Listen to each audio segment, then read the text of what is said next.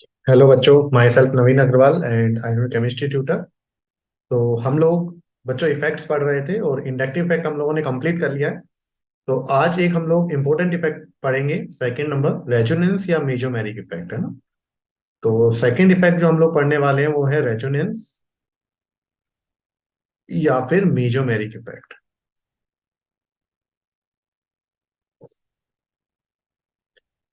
इस इफेक्ट को देखने से पहले आप लोगों को इंडक्टिव इफेक्ट देखना है, ताकि आप लोगों को ये इफेक्ट अच्छे से क्लियर हो पाए, ना। तो रेजोनेंस देखने से पहले आप लोगों को इंडक्टिव इफेक्ट देखना पड़ेगा। अगर इंडक्टिव इफेक्ट आप लोगों को समझ में आ गया, जो कि आ जाएगा, बहुत अच्छे से पढ़ाया हुआ है, तो रेजोनेंस या मेसोमेरिक में आप लोगों को कुछ नहीं करना, उसी के बेसिस पर पूरा है, ना। तो रेजोनेंस या मेसोमेरिक इफेक्ट की अगर हम लोग बात करें, तो हम लोगों ने इंडक्टिव इफेक्ट बताया था, डिस्टेंस पर डिपेंड करता है, लगभग 3 कार्बन बाद आप लोगों का वो इफेक्ट नहीं लगता है, ना। लेकिन जो रेजोनेंस इफेक्ट लगता है वो डिस्टेंस पर डिपेंड नहीं करता है। तो यहाँ पर हम लोग फर्स्ट पॉइंट लिख सकते हैं, it does not depend upon, it does not depend upon distance. तो ये डिस्टेंस पर डिपेंड नहीं करता। सर कैसे, वो अभी मैं आप लोगों को बताता हूँ।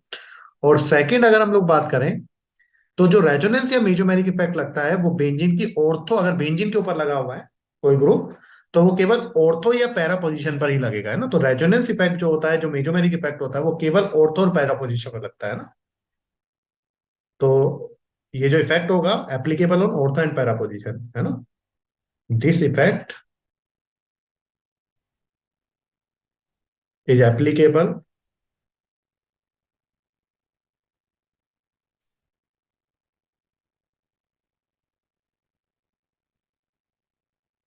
किस पर, ortho and para position, ortho and para position.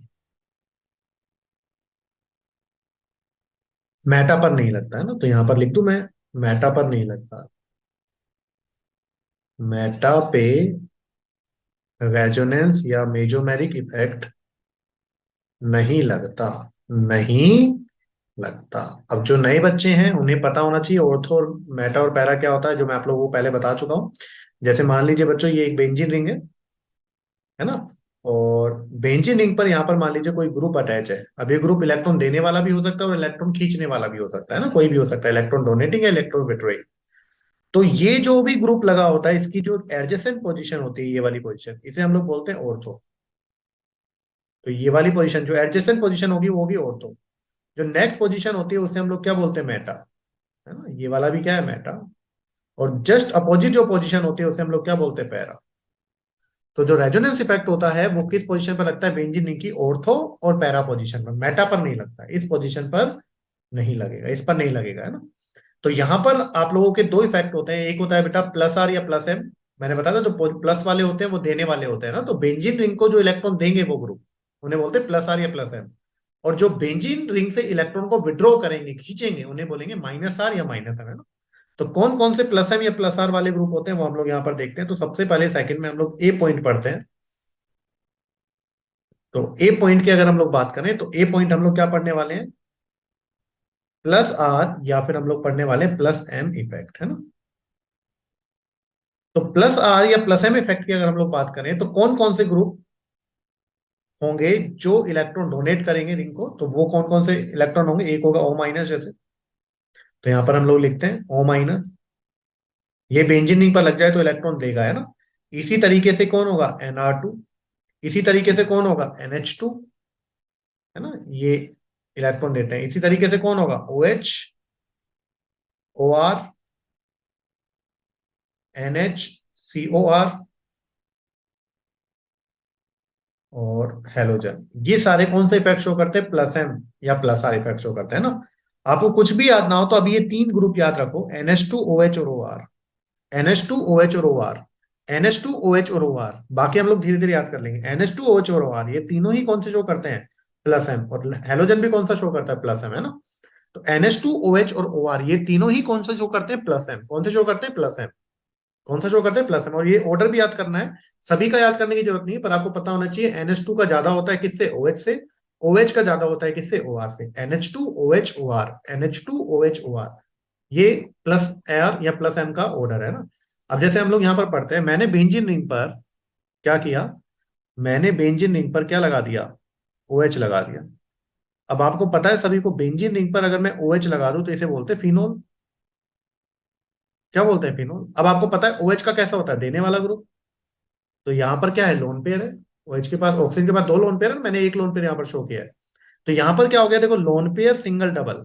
अगर आप लोग इसको देखो तो ये तो यहाँ पर क्या देख रहे हो, लोन पेयर सिंगल डबल। तो लोन पेयर सिंगल डबल मतलब क्या हो गया, रेजोनेंस।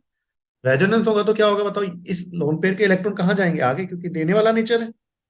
अभी बताइए, प्लस एम, प्लस एम मतलब इलेक्ट्रॉन डोनेटिंग ग्रुप है।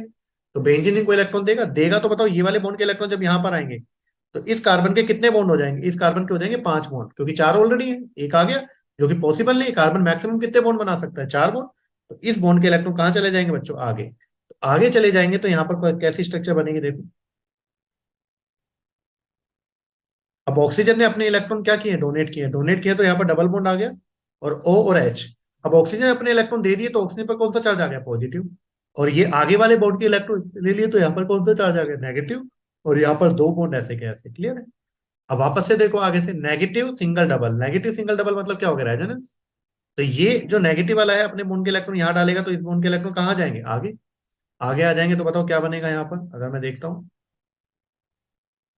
तो बॉन्ड के इलेक्ट्रॉन यहाँ पर आया तो यहाँ पर डबल बॉन्ड, और यहाँ पर कौन सा चार्ज आ गया, नेगेटिव, और यहाँ पर ऑलरेडी था, और double bond OH positive.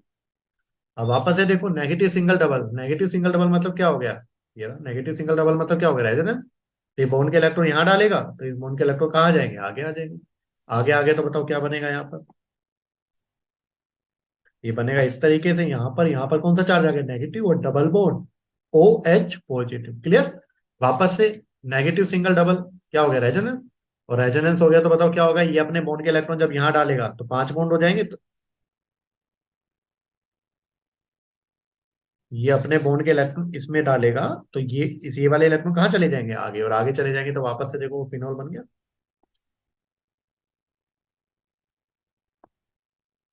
Clear, same बन गया। तो यहाँ पर कितनी रेजोनेटिंग स्ट्रक्चर बनी, 5। First, second, third, 4 and 5। 5 resonating structure हम लोग यहाँ पर देख रहे हैं, 5 रेजोनेटिंग स्ट्रक्चर बन गए यहाँ पर, क्लियर है।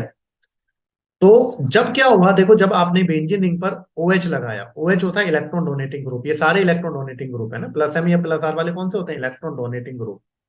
जो बेंजीन रिंग को इलेक्ट्रॉन क्या करते हैं बच्चों, डोनेट करते हैं, electron donating group benzene ring को डोनेट करेंगे, क्लियर है।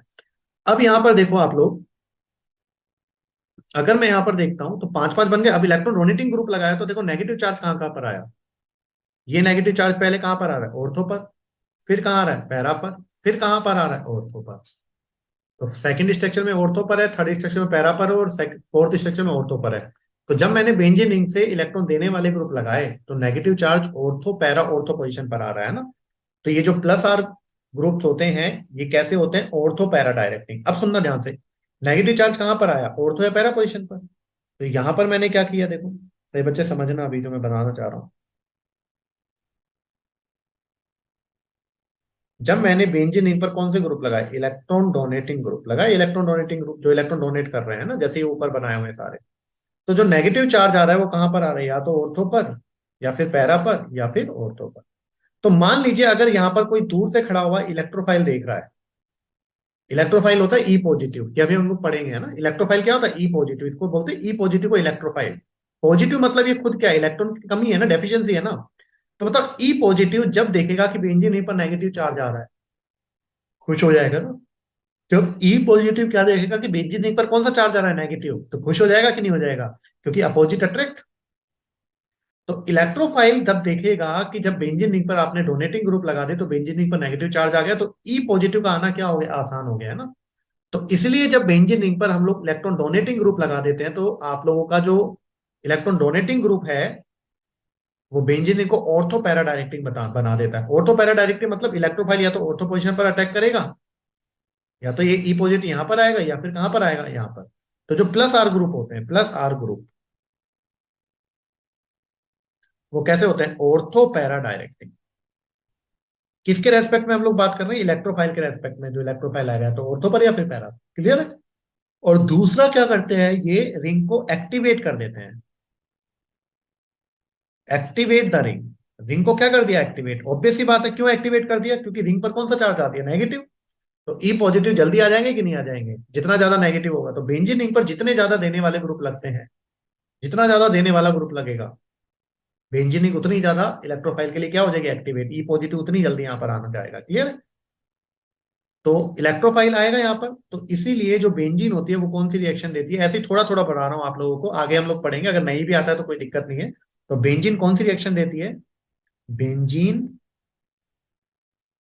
And its derivative gives electrophilic substitution reaction. Electrophile आ रहा है ना, इलेक्ट्रोफाइल आएगा, यहाँ पर देखो, यहाँ पर जो भी एच लगा होगा ना उसको सब्स्टिट्यूट करके खुद लग जाएगा। क्लियर है? तो इसलिए सब्स्टिट्यूशन रिएक्शन, एक दूसरे को सब्स्टिट्यूट कर रहा है ना। तो ई पॉजिटिव एच पॉजिटिव को यहाँ से सब्स्टिट्यूट करके हटा देगा, है ना।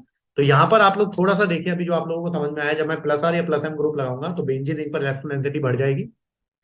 नेगेटिव चार्ज कहाँ पर आएगा, ऑर्थो और पैरा पोजीशन पर आएगा।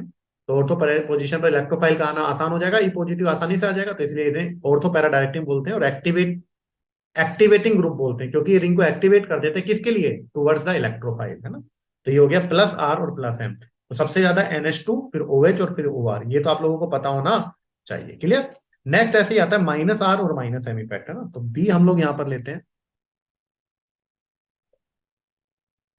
माइनस आर या फिर माइनस एम ग्रुप। तो माइनस आर या माइनस एम ग्रुप की बात करते हैं, तो माइनस आर या माइनस एम ग्रुप के ऑर्डर जो होता है वो क्या होता है, सबसे ज्यादा किसका होता है, NO2 का। देन किसका होता है, CN का। देन किसका होता है, SO3H, CHO, COR, COOH, है ना। ये आपको ऑर्डर याद करने की जरूरत नहीं है, माइनस आर या माइनस एम का ऑर्डर याद करने की जरूरत नहीं है। बस इसमें आप लोग एक चीज याद रखो कि NO2 का सबसे ज्यादा होता है। माइनस आर या माइनस एम क्या होता है, जो बेंजीन रिंग से इलेक्ट्रॉन को क्या करेंगे बेटा, विड्रॉ करेंगे। बस आपको एक चीज याद रखना है कि सबसे ज्यादा माइनस आर या माइनस एम कौन लगाता है, NO2 वाला लगाता है। बाकी आपको पता होना चाहिए कि माइनस एम लगाते कौन है, NO2 है, CN है, SO3H है, जितने भी कार्बोनिल ग्रुप है, CO ग्रुप है। अब वो CO ग्रुप किसी में भी हो, एल्डिहाइड में हो, कीटोन में हो, आप लोगों का, और जो कार्बोक्सिलिक एसिड है, एसिड डेरिवेटिव में, सब क्या करते हैं, इलेक्ट्रॉन क्या करते हैं, विड्रॉ करते हैं। तो अगर बेंजीन रिंग से CO ग्रुप जुड़ जाए, बेंजीन रिंग से कौन सा ग्रुप जुड़ जाए, CO कार्बोनिल वाला ग्रुप, तो इलेक्ट्रॉन हमेशा खींचेगा, है ना। NO2 वाला भी खींचता है, CN वाला भी खींचता है। तो यहां पर हम लोग एक लेकर देखते हैं, देखो। तो यहां पर मैंने क्या किया, बेंजीन रिंग ली। ठीक है? ये बेंजीन रिंग है। अब इसके ऊपर क्या लगा दी, NO2, एंड डबल बॉन्ड हो। और ये। अब आप मुझे बताइए कि जो NO2 होता है वो तो क्या करेगा, इलेक्ट्रॉन क्या करेगा, विड्रॉ करेगा। अब जब इलेक्ट्रॉन विड्रॉ करेगा तो क्या करेगा, इलेक्ट्रॉन खींचेगा ना, इलेक्ट्रॉन खींचेगा तो देखो क्या हुआ। यहां पर अगर आप लोग देख रहे हो तो डबल सिंगल डबल है, डबल सिंगल डबल, देखो इसमें डबल सिंगल डबल। तो इस बॉन्ड के इलेक्ट्रॉन कहां पर आ जाते हैं, इधर। और इस बॉन्ड के इलेक्ट्रॉन अगर इधर आ जाएंगे तो नाइट्रोजन के कितने बॉन्ड हो जाएंगे, पांच। चार तो ऑलरेडी है, और नाइट्रोजन पांच बॉन्ड बना नहीं सकता। तो इस बॉन्ड के इलेक्ट्रॉन कहाँ चले जाएंगे, आगे। तो बताओ यहाँ पर क्या हो गया, इलेक्ट्रॉन खींचा है ना अब इसने, NO2 ने, क्योंकि ये खींचने वाला है। इलेक्ट्रॉन विड्रॉइंग ग्रुप है, लिख दो यहाँ पर, माइनस एम या माइनस आर कौन से होते हैं, इलेक्ट्रॉन विड्रॉइंग ग्रुप जो होते हैं। इलेक्ट्रॉन खींचेंगे बेंजीनिंग से, है ना। तो यहाँ पर खींचा तो पॉजिटिव चार्ज आ गया ना, और यहाँ पर कितने बॉन्ड आ गए, डबल बॉन्ड। यहाँ सिंगल बॉन्ड O, और यहाँ पर कौन सा चला जाएगा, O माइनस। अब पॉजिटिव सिंगल डबल की अगर मैं बात करूँ तो रेजोनेंस हो गया। तो रेजोनेंस वाला चैप्टर भी आपको टॉपिक भी देखना पड़ेगा, इसको पढ़ने से पहले पहले रेजोनेंस देखें, फिर एरोमेटिसिटी देखें, फिर इंडक्टिव इफेक्ट देखें, और फिर ये देखें, है ना। आप लोगों को बहुत आसान लगेगा। फिर ये वाला बॉन्ड के इलेक्ट्रॉन कहाँ चले जाएंगे, यहाँ पर। अब इस बॉन्ड के इलेक्ट्रॉन अगर यहाँ जाएंगे तो बताओ क्या बन जाएगा, डबल बॉन्ड आ गया, यहाँ पर कौन सा चार्ज आ जाएगा, पॉजिटिव, यहाँ पर ऑलरेडी बॉन्ड है, और double bond and O negative, और कोऑर्डिनेट बॉन्ड हो। इसी तरीके से देखो, पॉजिटिव सिंगल डबल वापस से क्या हो गया, यहाँ पर रेजोनेंस, रेजोनेंस हो गया। तो बताओ यहाँ पर क्या होगा, ये बॉन्ड के इलेक्ट्रॉन कहाँ जाएंगे, आगे। सॉरी, ये थोड़ी देगा, पॉजिटिव है ना ये तो बॉन्ड के इलेक्ट्रॉन कौन देगा, ये बॉन्ड। तो इस बॉन्ड के इलेक्ट्रॉन यहाँ आ जाएंगे, तो बताओ क्या बनेगा। तो यहाँ पर बॉन्ड आ गया, यहाँ पर बॉन्ड आ गया, यहाँ पर कौन सा चार्ज आ गया, पॉजिटिव। और फिर क्या आ गया, double bond and O negative, coordinate bond. अब वापस से पॉजिटिव सिंगल डबल। अब पॉजिटिव सिंगल डबल की बात करूँ तो देखो, ये पॉजिटिव सिंगल डबल, तो ये अब क्या हो जाएगा बताओ, बॉन्ड के इलेक्ट्रॉन यहाँ पर जाएंगे, तो नाइट्रोजन के कम हो जाएंगे बॉन्ड, तो ये वापस से अपने बॉन्ड के इलेक्ट्रॉन इसमें डाल देगा। तो वापस से वैसा ही बन गया ना।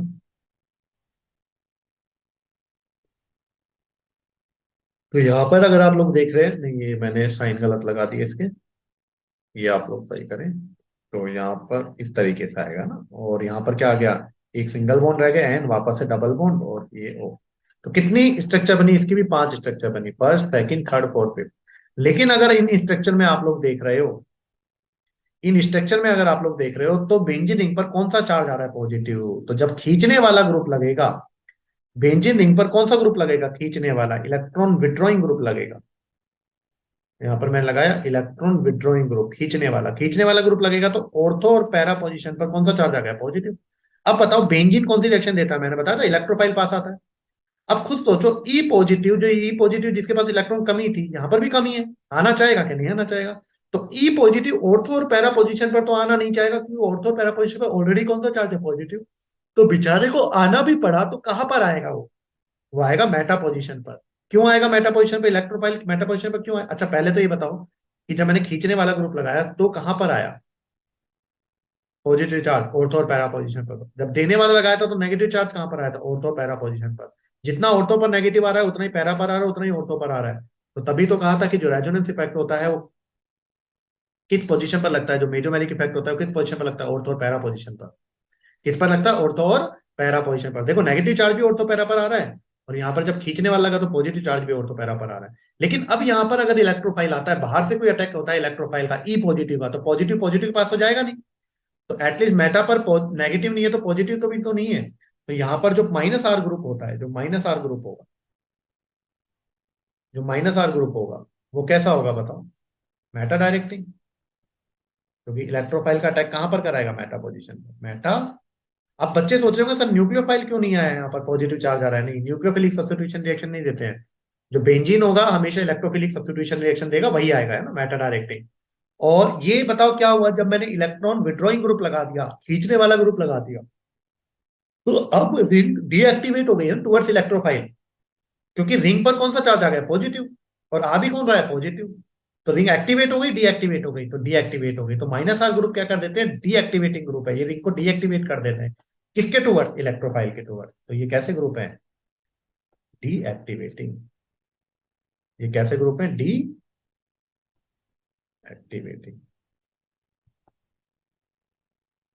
क्लियर है। तो यहाँ पर आप लोगों को समझ में आ गया कि जब बेंजीन पर देने वाले ग्रुप लगाऊंगा तो बेंजीन के ऑर्थो पैरा पर जिस पर नेगेटिव चार्ज आएगा, सभी पर नेगेटिव चार्ज बराबर होगा, जितना ऑर्थो पर उतना पैरा पर। इससे डिस्टेंस पर डिपेंड नहीं करता है। जब विड्रॉ करने वाला, खींचने वाला ग्रुप लगा दिया, तो भी पॉजिटिव चार्ज आए, वो भी ऑर्थो पैरा पोजिशन पर आए। इसलिए मैंने कहा था रेजोनेंस मेजोमेरिक इफेक्ट बेंजीन की किस पोजीशन पर लगेगा, ऑर्थो और पैरा पोजीशन पर, मेटा पर नहीं लगेगा। लेकिन अगर बाहर से इलेक्ट्रोफाइल आता है, भिखारी आता है, तो ऊपर तो ऑर्थो पैरा पोजीशन पर अटैक करेगा, और नीचे कहां पर अटैक करेगा, मेटा पोजीशन पर। कोई प्रॉब्लम वाली बात नहीं है। तो ये हो गया प्लस आर और माइनस आर ग्रुप, है ना। अब क्वेश्चन हम लोग देखते हैं कौन सा आएगा। आपको पता लग गया बेंजीन और उसके डेरिवेटिव कौन सी रिएक्शन देंगे। ये बेंजीन, ये तो फिनोल था ना, बेंजीन का डेरिवेटिव कौन सी, इलेक्ट्रोफिलिक सब्स्टिट्यूशन रिएक्शन। ये शायद नीट 2020 का क्वेश्चन था, कि बेंजीन, और 2019 या 20 का क्वेश्चन था कि जो बेंजीन होते हैं वो कौन सी रिएक्शन देते हैं। आप बोलोगे इलेक्ट्रोफिलिक सब्स्टिट्यूशन रिएक्शन। अभी तो हम लोगों ने रिएक्शन पढ़ी भी नहीं, लेकिन माहौल अभी से हम लोगों ने बनाना स्टार्ट कर दिया है, ताकि आपको पता लग जाए कि रिएक्शन ऐसा करके कुछ होता है ना। तो अब हम लोग क्या करेंगे, क्वेश्चन हम लोग क्या करेंगे, सोल्व। क्लियर है। अब एक और चीज क्वेश्चन सोल्व करने से पहले सभी बच्चे सुन लें बहुत अच्छे से, कि जो आप लोगों का हेलोजन होता है ना, हेलोजन, मैंने यहाँ पर कौन सा ग्रुप लगाया, प्लस एम। प्लस एम में लिखवाया हेलोजन का। अच्छा ऐसा कोई जरूरी नहीं है कि जिन ग्रुप का प्लस आर इफेक्ट होता है उनका प्लस आई भी होगा, ऐसा कुछ नहीं है। जैसे NH2OH और OR, ये तीनों कौन सा शो कर रहे हैं, प्लस एम। लेकिन इंडक्टिव अगर इन दोनों तीनों का देखूंगा तो इंडक्टिव कौन सा शो करते हैं, तीनों ही माइनस आई। तो जरूरी नहीं कि जो मेजोमेरिक में दे रहा हो वो इंडक्टिव में भी दे रहा हो। तो ये तीनों NH2OH OR मेजोमेरिक में तो प्लस एम है, और इंडक्टिव में तीनों ही कैसे थे, माइनस आई। तो ये आप लोगों को ऑर्डर आप लोगों को पता होना। क्लियर। तो यहां पर मैंने हेलोजन लिखवाया, हेलोजन को बच्चों किसमें लिखवाया मैंने, प्लस एम में। किसमें लिखवाया, प्लस एम में। तो हेलोजन मैंने यहाँ पर लिखवाया प्लस एम में। तो हेलोजन का प्लस एम होता है मेजोमेरिक में, तो इंडक्टिव में था आई, माइनस आई। तो एक्चुअली में जो हेलोजन होता है उसका माइनस आई इफेक्ट ज्यादा डोमिनेटिंग होता है, किससे, रेजोनेंस से। किससे, रेजोनेंस से, है ना। जो आप लोगों का हेलोजन होता है उसका minus I more dominating in comparison to plus R, है ना। तो यहां पर मैं लिख देता हूं in halogen, in chlorine, bromine और iodine, -I is more dominating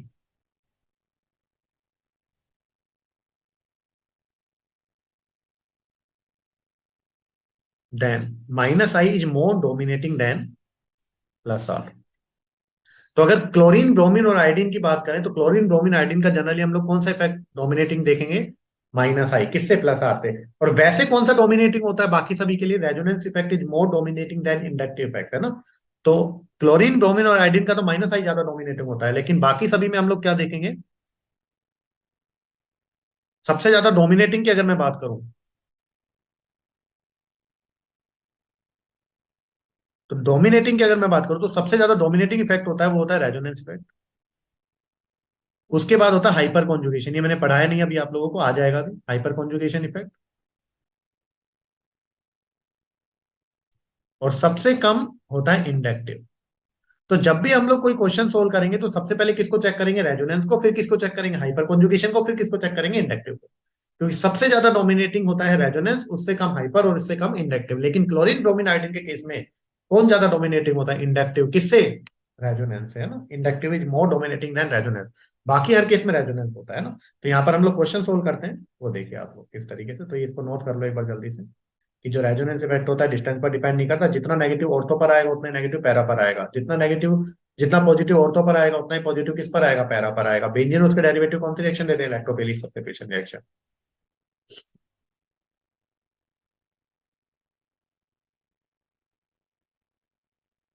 +R या +N किसका ज्यादा होता है? NH2 का उससे कम, OH का उससे कम, OR का, है।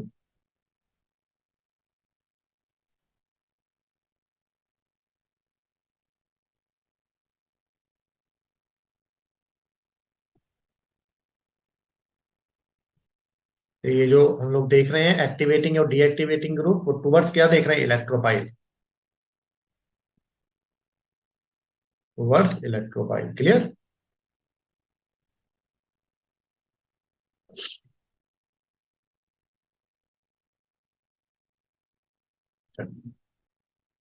तो अब हम लोग क्वेश्चन सोल्व करते हैं। क्लियर?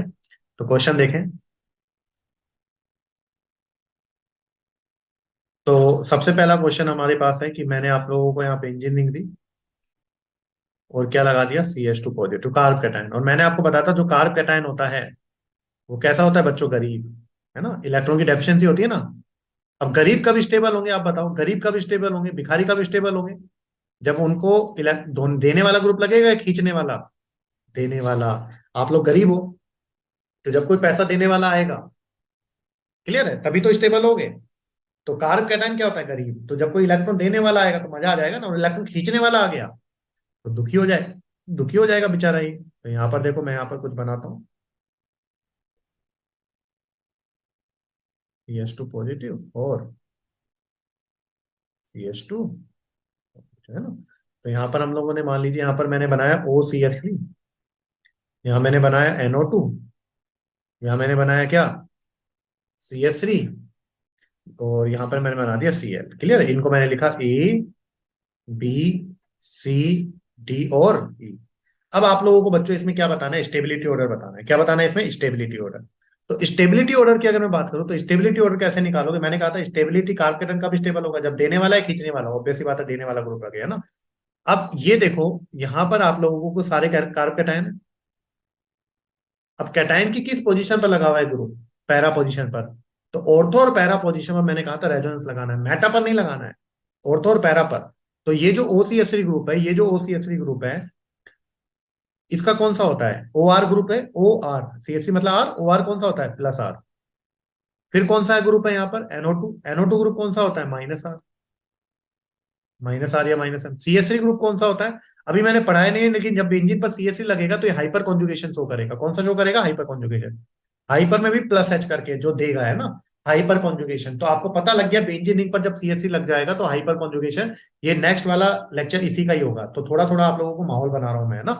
और क्लोरीन का बताओ कौन सा? अभी अभी मैंने बताया क्लोरीन वैसे तो +R शो करता है, लेकिन डोमिनेटिंग कौन सा होता है? -I। तो क्लोरीन का यहाँ पर मैं कौन सा इफेक्ट देखूंगा? -I। हालांकि +R और -I दोनों शो करता है, लेकिन ज्यादा इसका डोमिनेटिंग होता है -I। तो माइनस आई से हम लोग सोल्व करेंगे। अब मुझे बताओ, अगर मैं स्टेबिलिटी ऑर्डर देखता हूँ, स्टेबिलिटी कौन सा ऑर्डर देखता हूँ, स्टेबिलिटी। तो अगर मैं स्टेबिलिटी ऑर्डर देखता हूँ तो कब स्टेबल होगा, जब देने वाला है खींचने वाला। कार्ब कैटायन क्या हो गया, भिखारी। भिखारी कब स्टेबल होते हैं, जब इनको कोई देगा। देगा तो कौन देने वाला है, एक तो बी में देने वाला है प्लस आर से रेजोनेंस से, और एक डी में देने वाला है। डी में देने वाला कौन है, CH3। और CH3 किससे देता है, हाइपर कॉन्जुगेशन से। अगर बेंजीन पर CH3 लगे तो हाइपर कॉन्जुगेशन से देगा। तो बताओ बी और डी में दोनों में देने वाले लगे हैं तो दोनों स्टेबल करेंगे। लेकिन ज्यादा कौन देगा, रेजोनेंस या हाइपर। ऑब्वियस सी बात है, रेजोनेंस। तो रेजोनेंस किस में हो रहा है, बी में। तो ज्यादा कौन दे रहा है, बी। और फिर कौन आ गया, सबसे ज्यादा हो गया बी, फिर कौन आ गया, डी। अब देखो सी और ई में तो दोनों खींचने वाले हैं, सी और ई में दोनों खींचने वाले हैं। और जबकि ए में क्या है, कम से कम देने वाला नहीं है तो खींचने वाला भी तो नहीं है, तो ए क्या हो जाएगा, ज्यादा स्टेबल। अब बात आता है किसमें, सी में और ई में।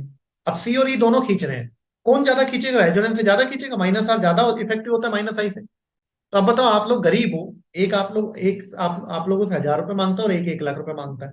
दोनों अनस्टेबल कर रहे हैं, लेकिन ज्यादा सही किसमें, जो 1,000 रुपए मांग रहे हैं, कम से कम सात तो आएगा। तो सी और ई में क्या करते हैं बेटा, दोनों ही खींच रहे हैं। कौन कम खींच रहा है, इंडक्टिव वाला कम खींचता है, रेजोनेंस वाला ज्यादा खींचेगा, है ना। तो जो कम खींच रहा है, कम कौन खींच रहा है, ई। तो ये आ जाएगा ई, और फिर कौन आ जाएगा बेटा, सी। तो इस तरीके से आप लोग कार्ब कैटायन की स्टेबिलिटी को देख सकते हैं। तो कार्ब कैटायन का भी स्टेबल होता है बेटा जब इलेक्ट्रॉन डोनेटिंग ग्रुप लगते हैं ना। इसी तरीके से कार्बेनाइन था, मैंने आपको बताया था, कार्बेनाइन क्या हो गया था, अमीर। अब अमीर कब स्टेबल होगा, जब मैंने कहा था जब खींचने वाले लगेंगे, है ना। हर किसी को न्यूट्रलिटी गेन करनी है। तो पॉजिटिव चार्ज कब न्यूट्रल गेन करेगा, जब उसको देने वाला लगे। और नेगेटिव चार्ज कब न्यूट्रल गेन करेगा, न्यूट्रलिटी गेन करेगा जब खींचने वाले लगे, इलेक्ट्रॉन विड्रॉइंग ग्रुप लगे, है ना। तो अमीर है तो अमीर कब स्टेबल होंगे, नेगेटिव मतलब अमीर, तो कब स्टेबल होंगे, जब इलेक्ट्रॉन विड्रॉइंग ग्रुप लगे, खींचने वाले लगे। तो यहाँ पर देखो हम लोग ग्रुप की बात करते हैं। ये जो सारे ग्रुप है यहाँ पर बने हुए हैं, इसको हम लोग देते हैं क्या क्या है। तो बताओ ओ सी एस थ्री कौन सा हो जाएगा, प्लस। हाँ, क्योंकि पैरा पर लगा हुआ है ना। CH2 नेगेटिव भी पैरा पोजिशन पर लगे हुए हैं। ऑर्थो और पैरा पोजिशन पर कौन सा आएगा, रेजोनेंस, है ना। तो यहाँ पर NO2 कौन सा होता है, माइनस आर। CH3 आपको बताता हाइपर कॉन्जुगेशन होता है, बेंजीनिक पर CH3 लगता है तो प्लस H। क्लोरीन का प्लस आर होता है, लेकिन डोमिनेटिंग कौन सा होता है, माइनस आई, आपको बताया था माइनस आई देखेंगे। और CN कैसा होता है, माइनस आर, खींचने वाला है ना, CN। तो बताओ नेगेटिव कब स्टेबल होगा, जब खींचने वाले ग्रुप होंगे। खींचने वाले ग्रुप कौन कौन है, एक सी है, NO2 वाला है सी। एक आपके पास ई है, ई कौन है, क्लोरीन, माइनस आई से खींच रहा है। और एक एफ है, एफ किससे खींच रहा है, माइनस आर से। तो कौन ज्यादा खींचेगा, मैंने कहा था रेजोनेंस ज्यादा इफेक्टिव होगा, है ना। अगर प्लस आर और प्लस आई है तो प्लस आर ज्यादा इफेक्टिव होगा। माइनस आर और माइनस आई है तो माइनस आर ज्यादा इफेक्टिव होगा, है ना। तो कौन ज्यादा खींच रहा है, माइनस आर से। NO2 और CN और Cl ये तीनों खींच रहे हैं। अब आपको पता है जो माइनस आर होता है वो किसका ज्यादा होता है, माइनस आर ज्यादा होता है किसका, NO2 का ज्यादा होता है किससे, CN से। NO2 का ज्यादा होता है किससे, CN से। तो कौन ज्यादा खींचेगा, NO2। तो स्टेबिलिटी की अगर मैं बात करूं तो सबसे ज्यादा स्टेबल कौन हो गया, सी। फिर कौन हो गया, एफ, क्योंकि माइनस आर से खींच रहे हैं। और ई माइनस आई से खींच रहा है तो थोड़ा कम खींच पाएगा। उसके बाद कौन हो गया, ए, क्योंकि ये खींच नहीं रहा है, दे नहीं रहा है, तो खींच नहीं रहा है तो कम से कम दे भी नहीं रहा है। और बचा कौन, बी और डी। अब बी और डी दोनों देने वाले हैं, बी तो दे रहा है प्लस आर से और डी दे रहा है प्लस एस से। तो बताओ कौन कम देगा, दोनों दे रहे हैं तो प्लस आर से ज्यादा देगा और प्लस एस से थोड़ा कम देगा, क्योंकि रेजोनेंस ज्यादा डोमिनेटिंग होता है। तो प्लस आर मतलब ज्यादा देगा और प्लस एच मतलब जो कम देगा। तो जो कम देगा वो ज्यादा सही है ना। तो जो कम देगा, कम कौन दे रहा है, डी, और फिर कौन आ गया, बी। तो इस तरीके से आप लोग कर सकते हैं ना। नेक्स्ट देखो, ये क्या है बेटा, सारे कार्ब कैटायन। कार्ब कैटायन का भी स्टेबल होते हैं जब खींचने वाला है, देने वाला, ऑब्वियस सी बात है, देने वाला डोनेटिंग ग्रुप है ना।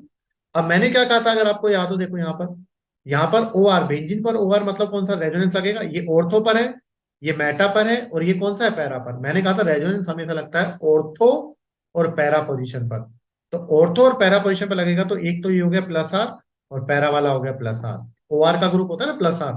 मेटा पर रेजोनेंस नहीं लगता है, मेटा पर हाइपर और रेजोनेंस दोनों ही लग लगते हैं। तो केवल यहाँ पर कौन सा देखेंगे, इंडक्टिव। दोबारा सुन लो बेटा, कि जो रेजोनेंस इफेक्ट होता है, आर इफेक्ट या फिर एच इफेक्ट होता है। आर इफेक्ट होता है और जो एच इफेक्ट होता है, ये दोनों ही किस पर लगते हैं, आर इफेक्ट हो या एच इफेक्ट हो, ये दोनों ही किस पर लगते हैं, ये दोनों ही ऑर्थो या पैरा पर लगते हैं, मेटा पर नहीं लगते हैं। तो बी और सी, बी वाला किस पर है, ऑर्थो पर। और डी वाला किस पर है, बी और डी वाला किस पर है, पैरा पर। तो दोनों में प्लस आर लग जाएगा, मेटा पर केवल इंडक्टिव लगेगा। तो इंडक्टिव OR का इंडक्टिव कौन सा होता है, माइनस आई, खींचने वाला है ना, माइनस आई। तो बताओ कार्ब कैटायन कब स्टेबल होगा, जब देने वाला लगेगा। अब बी और डी में देखो बच्चों, दोनों देने वाले लगे हुए, बी में और डी में दोनों में देने वाला लगा हुआ है। तो सबसे ज्यादा स्टेबल तो कौन करेगा, बी और डी, क्योंकि दोनों में देने वाले लगे हुए ना। कार्ब कैटायन कब स्टेबल होगा, जब देने वाला लगेगा। अब बी और डी सबसे ज्यादा स्टेबल हो गए। अब दिक्कत आएगी सर बी और डी में से कौन ज्यादा होगा। तो एबीसीडी में सबसे ज्यादा स्टेबल कौन हो गया, बी और डी, क्योंकि कार्ब कैटायन है और कार्ब कैटायन को इलेक्ट्रॉन डोनेटिंग ग्रुप पसंद है, देने वाले।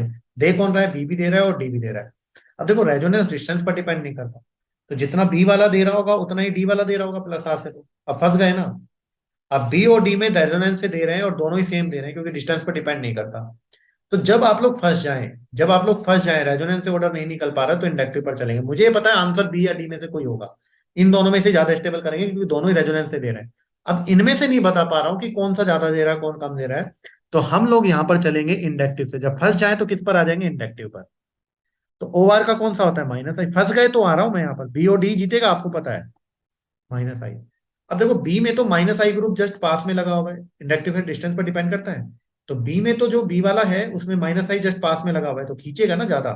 जबकि डी वाले में माइनस आई दूर लगा हुआ है, इस कार्ब कैटायन से दूर लगा हुआ है, तो कम खींचेगा।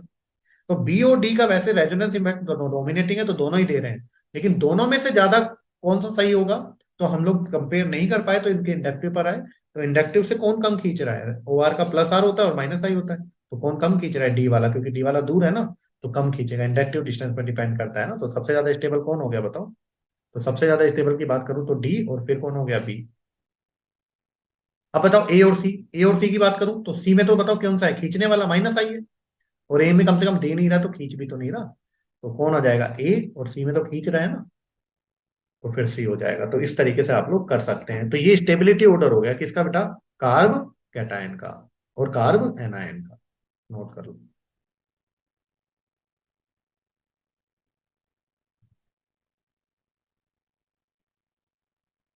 कार्ब कैटायन और कार्ब एनायन का कौन सा ऑर्डर हो गया, स्टेबिलिटी ऑर्डर। कर सकते हैं। चलो, नहीं समझ में आया तो एक दो बार आप लोग वीडियोज को एक दो बार देखेंगे, चीज समझ में आ जाएगी। बाकी आगे चलेंगे तो और क्लियर हो जाएगा ना। चलो, तो ये हो गया बेटा स्टेबिलिटी ऑर्डर, कार्ब कैटायन और कार्ब एनायन। अब हम लोग एसिडिक कैरेक्टर की बात करते हैं। तो मैंने क्या कहा था, एक अच्छा एसिड कौन होगा जो जल्दी H प्लस निकालेगा, और जल्दी H प्लस कौन निकालेगा बताओ। मैंने कहा था ना H प्लस को निकलवाना है, निकलवाएगा कौन, जो खींचेगा। खींचेगा तभी तो H प्लस निकलेगा। तो खींचता कौन है, इलेक्ट्रॉन विड्रॉइंग ग्रुप। तो electron withdrawing group H plus को जल्दी निकलवा देंगे। H प्लस निकालना है ना, तभी तो एसिडिक होगा। तो कौन निकालेगा, जो खींचेगा। कौन खींचेगा, इलेक्ट्रॉन विड्रॉइंग ग्रुप। तो जो खींचने वाले ग्रुप इलेक्ट्रॉन विड्रॉइंग ग्रुप है, वो तो एसिडिक कैरेक्टर को बढ़ा देते हैं। और जो डोनेटिंग ग्रुप है, देने वाले हैं, अब दे ही रहा है तो फिर H प्लस निकलवा ही नहीं पाएगा, है ना। तो फिर वो क्या करेंगे, एसिडिक कैरेक्टर को डिक्रीज कर देंगे, है ना। तो यहाँ पर मैं आप लोगों को बता चुका हूँ, जो एसिडिक कैरेक्टर होता है, यहाँ पर साइड में लिख देता हूँ, जो एसिडिक कैरेक्टर होता है वो डायरेक्टली प्रोपोर्शनल होता है खींचने वाले इलेक्ट्रॉन विड्रॉइंग ग्रुप, और इनवर्सली प्रोपोर्शनल होता है जो डोनेट करते हैं इलेक्ट्रॉन डोनेटिंग ग्रुप। क्लियर। तो यहाँ पर देखो आप सही बच्चे, तो फिनॉल की पोजीशन पर ही तो लगे हुए हैं। तो यहाँ पर देखो, यहाँ पर कौन कौन से ग्रुप लगे हुए हैं, ये मैंने यहाँ पर कर दिया। अब बताओ ये OH की किस पोजीशन पर लगे हुए हैं सारे ग्रुप, पैरा पर। तो पैरा और ऑटो पर तो रेजोनेंस आ जाता है, तो आर देखूंगा ना। तो पहले वाले का कौन सा है, प्लस आर। NO2 का कौन सा होता है, माइनस आर। CSA का कौन सा होता है, हाइपर कॉन्जुगेशन से देता है। और Cl का वैसे तो प्लस आर होता है, लेकिन डोमिनेटिंग कौन होता है, माइनस आई। तो अगर मैं इनमें से बात करूं एसिडिक कैरेक्टर की, एसिडिक कैरेक्टर, तो एसिडिक कैरेक्टर बताओ जो खींचेगा, खींच कौन रहा है। एक तो सी वाला और एक ही वाला, कौन ज्यादा खींच रहा है, सी वाला, क्योंकि माइनस आर से खींच रहा है। तो एसिडिक कैरेक्टर किसका हो गया, सी का। फिर किसका हो गया, ई का। अब बी और डी तो दोनों देने वाले हैं, देने वाले तो एसिडिक कैरेक्टर को कम करेंगे, तो उससे सही कौन आ गया, ए। अभी चीजें समझ में आएंगी जब इंडक्टिव देख कर आओगे, वहां पढ़ाया हुआ है मैंने अच्छे से, बहुत अच्छे से इंडक्टिव में मैंने आप लोगों को पढ़ाया हुआ है, वहां पर आप लोग देखना, क्लियर है। तो यहाँ पर हो गया आप लोगों का क्या हो गया, ए। और फिर बताओ बी और डी दोनों ही दे रहे हैं, तो दोनों में से कम कौन दे रहा है, ये तो आर से दे रहा है और ये एस से दे रहा है, तो एस से जो दे रहा है वो कम देगा। तो कौन हो गया, डी। और फिर कौन हो गया, बी। तो ये किसका ऑर्डर हो गया, एसिडिक कैरेक्टर का। क्लियर। नेक्स्ट देखो, नीचे हम लोग देखते हैं एसिडिक कैरेक्टर। तो बी वाले में देखो कितना ग्रुप लगा हुआ है। तो बी वाले में तो एक ही खींचने वाला ग्रुप लगा हुआ, माइनस आर। सी वाले में दो दो लग गए, ऑर्थो और पैरा पर है। और डी वाले में तो भैया तीन तीन खींचने वाले लग गए, कौन ज्यादा खींचेगा। बी में एक ही खींचने वाला है, सी में दो खींचने वाले हैं, और डी में तीन तीन खींचने वाले लग गए। NO2 खींचता है ना, तो बताओ कौन ज्यादा खींचेगा, डी वाला। तो डी वाला ज्यादा खींचेगा तो एसिडिक ज्यादा हो जाएगा, डी, फिर कौन आ जाएगा सी, फिर कौन हो जाएगा बी, और फिर कौन हो जाएगा ए। क्लियर है? अगर फिनोल, ये वाला क्या है बेटा, ये फिनोल है ना, ये फिनोल है। फिनोल की ऑर्थो पैरा, ऑर्थो पोजीशन पर अगर NO2 लग जाए, 3 पोजीशन पर NO2 लगे, इसे बोलते हैं picric acid. Picric, PICRIC, picric acid है ना। तो अगर फिनोल की, फिनोल होता है बेंजीन पर OH, उस पर 3 NO2 लग जाए यहाँ पर इस तरीके से, तो इसे कौन सा एसिड बोलते हैं, पिक्रिक एसिड है ना। क्लियर है? नेक्स्ट देखते हैं हम लोग यहाँ पर। अब OH की यहाँ पर देखो कितना देने वाले लगा, एक देने वाला, यहाँ पर 2 देने वाले लग गए ऐसे, यहाँ पर 3 3 देने वाले लग गए। तो जब देने वाले लगेंगे तो एसिडिक कैरेक्टर क्या हो जाएगा, कम। तो किससे देता है, बेंजीन पर ऐसे ऐसे लगता है तो हाइपर से देता है। तो यहाँ पर 2 2 देने वाले लग गए, और यहाँ पर कितने देने वाले लग गए, 3 3 देने वाले लग गए, कर लोगे। 3 3 देने वाले लग गए, तो कौन, बी वाला एक ही दे रहा है, सी में 2 दे रहे हैं, डी में 3 दे रहे हैं। तो सबसे ज्यादा एसिडिक की बात करूं तो कौन हो जाएगा, ए, ऑब्वियस सी बात है। कम से कम खींच नहीं रहा तो दे भी तो नहीं रहा ना, खींचने वाले एसिडिक कैरेक्टर को बढ़ाएंगे और देने वाले क्या करेंगे, कम। तो कौन हो जाएगा, ए, फिर कौन हो जाएगा बी, फिर कौन हो जाएगा सी, फिर कौन हो जाएगा डी। बहुत आसान है, एक दो बार आप करेंगे चीजें आ जाएंगी, है ना। कॉन्फिडेंस रखें अपने ऊपर। नेक्स्ट जो क्वेश्चन है भाई साहब, वो वेरी वेरी वेरी इंपॉर्टेंट है बच्चों। मतलब इस क्वेश्चन को आप लोगों को 2 3 बार देखना है, very very very important. Clear? अब देखो यहाँ पर, अगर मैं यहाँ पर आप लोगों को करता सीधा ABCD एसिडिक कैरेक्टर पूछता ABCD में, तो आप लोग क्या करते? ABCD। तो हम लोग एसिडिक कैरेक्टर अगर निकालते तो वो क्या करते हैं, हम लोग एसिडिक कैरेक्टर निकालते तो एसिडिक कैरेक्टर का ऑर्डर क्या लिखते हैं, एसिडिक कैरेक्टर का ऑर्डर लिखते, देखो NO2 क्या है, खींचने वाला है ना। NO2 खींचने वाले हैं। अब बताओ NO2 अगर ऑर्थो और पैरा पर तो रेजोनेंस लगेगा, तो ये ऑर्थो पर है तो -R, ये मेटा पर है तो मेटा पर रेजोनेंस लगता नहीं है, केवल इंडक्टिव लगता है, तो इंडक्टिव से -I होता है इसका। और ये पैरा पर है तो -R लग जाएगा। अब बताओ कौन ज्यादा खींच रहा है, बी और डी दोनों खींच रहे हैं ना। अब एसिडिक कैरेक्टर कब ज्यादा होगा, जब खींचने वाला, खींच तो तीनों ही रहे हैं, बी सी और डी में, लेकिन जो आर है, -R है, वो ज्यादा खींचेगा ना, और ज्यादा खींचेंगे तो एसिडिक कैरेक्टर की वैल्यू भी क्या होगी, ज्यादा होगी। अब बात आकर अटक गई अपने पास बी और डी में, बी और डी में बात आकर अपने पास किस में अटक गई, बी और डी में। बी और डी का एसिडिक कैरेक्टर ज्यादा होगा, ये सही बच्चे मानते हो, बिल्कुल, क्योंकि बी और डी में -R से खींच रहा है। तो बी और डी का एसिडिक कैरेक्टर क्या होने वाला है बच्चों, ज्यादा होने वाला है। लेकिन यहाँ पर दिक्कत क्या है, सुनना सही बच्चे ध्यान से। अब यहाँ पर -R तो दोनों का सेम ही है, क्योंकि डिस्टेंस पर डिपेंड नहीं करता, हमको पता है आंसर क्या आएगा, बी और डी में से ही आएगा, क्योंकि दोनों ही -R से खींच रहे हैं। तो -R से फंस गया तो किस पर जाऊंगा, -I पर। इंडक्टिव है NO2 का, -I।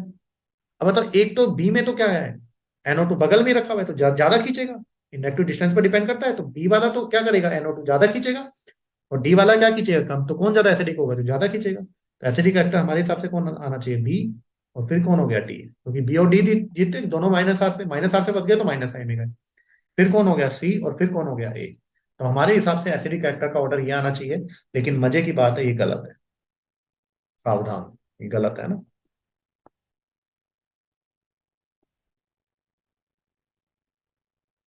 ये क्या है, गलत है। सही क्या है, सुनना ध्यान से। अब दिक्कत क्या होती है, सुनना ध्यान से। बी और डी में से देखो, हमारे हिसाब से बी का ज्यादा आना चाहिए, क्योंकि -R से फंस गए तो इंडक्टिव पर गए थे, और इंडक्टिव से कौन जीता, बी वाला जीता।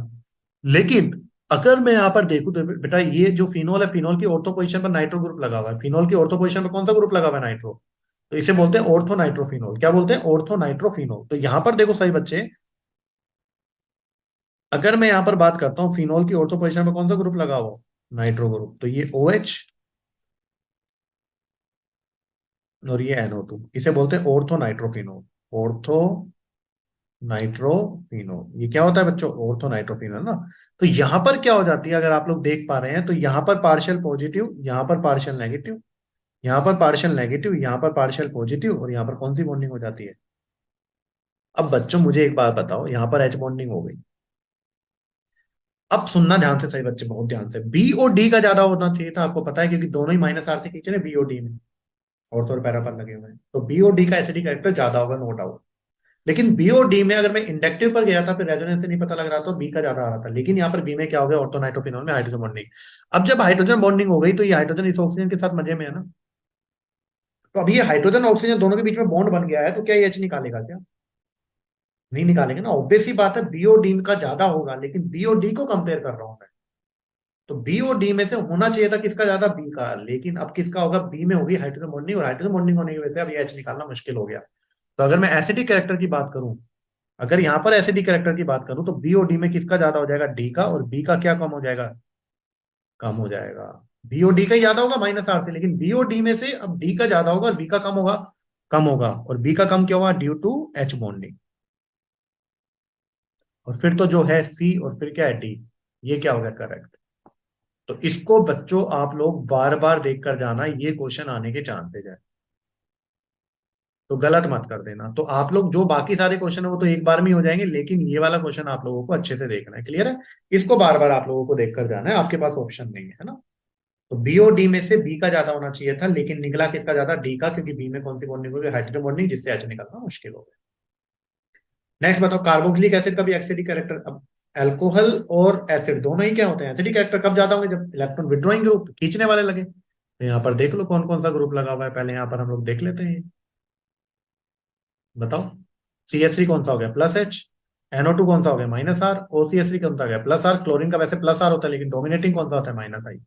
तो जब भी आप लोग एसिडिक और बेसिक कैरेक्टर या आप लोग स्टेबिलिटी का आप लोग क्वेश्चन सोल्व कर रहे हो, इंजीनियरिंग में जब हो, तो क्लोरीन का माइनस आई देखना है ना, क्लोरीन ब्रोमीन आयोडीन का माइनस आई।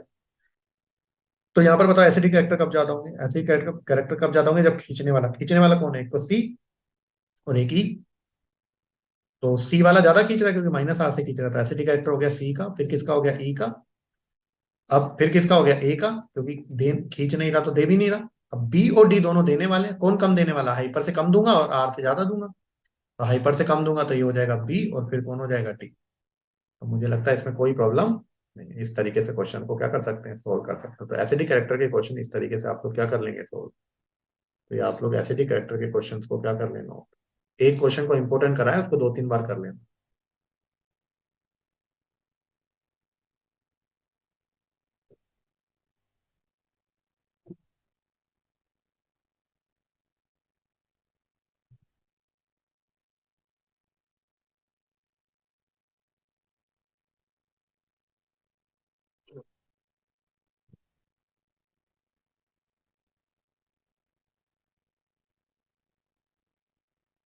क्लियर। चलो, तो अब हम लोग बात करते हैं किसकी, बेसिक कैरेक्टर की। तो बेसिक कैरेक्टर मैंने बताया था, बेसिक कैरेक्टर कब ज्यादा होगा, जब नाइट्रोजन पर इलेक्ट्रॉन डेंसिटी क्या होगी, ज्यादा। तो बेसिक कैरेक्टर मैंने बता दिया है, जो जल्दी H प्लस लेगा, जो जल्दी H प्लस लेगा। H प्लस जल्दी किसके पास जाएगा, जिसके पास इलेक्ट्रॉन होंगे। H प्लस खुद भिखारी है ना, पॉजिटिव चार्ज है, किसको पास जल्दी जाएगा, जिसके पास इलेक्ट्रॉन डेंसिटी ज्यादा होगी, है ना। तो जो जल्दी H प्लस लेते हैं, जो जल्दी H प्लस निकालते हैं उन्हें एसिड बोलते हैं, जो जल्दी H प्लस लेते हैं उन्हें क्या बोलते हैं, बेस बोलते हैं। क्लियर है सर बच्चे। तो यहाँ पर बेसिक कैरेक्टर कब ज्यादा होगा, जो बेसिक कैरेक्टर होता है वो कब ज्यादा होगा, जब देने वाले ग्रुप लगेंगे। देने वाले ग्रुप लगेंगे तो नाइट्रोजन के ऊपर जो इलेक्ट्रॉन डेंसिटी है वो बढ़ जाएगी। नाइट्रोजन के ऊपर देने वाले ग्रुप लगेंगे तो इलेक्ट्रॉन डेंसिटी क्या हो जाएगी, बढ़ जाएगी। और इलेक्ट्रॉन डेंसिटी जब बढ़ेगी तो H प्लस जल्दी जाएगा। H प्लस जो जल्दी लेंगे वो ज्यादा अच्छे बेस हैं। तो बेसिक कैरेक्टर कब ज्यादा होगा, तो basic character directly proportional two electron donating group, electron donating group, और इनवर्सली प्रोपोर्शनल हो गया खींचने वाले, है ना। तो जितना ज्यादा देने वाला, अब H प्लस जल्दी कौन लेगा, जब देने वाला मिले, ऐसे कर दो है ना। तो H प्लस देने वाला, जो जल्दी H प्लस लेगा, मैं जल्दी H प्लस लूंगा, तो मेरा बेसिक कैरेक्टर क्या है, ज्यादा। और कब जल्दी H प्लस दूंगा, जब मेरे ऊपर देने वाले ग्रुप लगेंगे। जब देने वाले ग्रुप, अब मैं नाइट्रोजन हूं मान लूं, और आप लोग सोचो H प्लस हो, मैं नाइट्रोजन हूँ। अब मेरे ऊपर देने वाले ग्रुप लग गए, देने वाले ग्रुप लग गए तो मेरे ऊपर इलेक्ट्रॉन डेंसिटी बढ़ गई ना।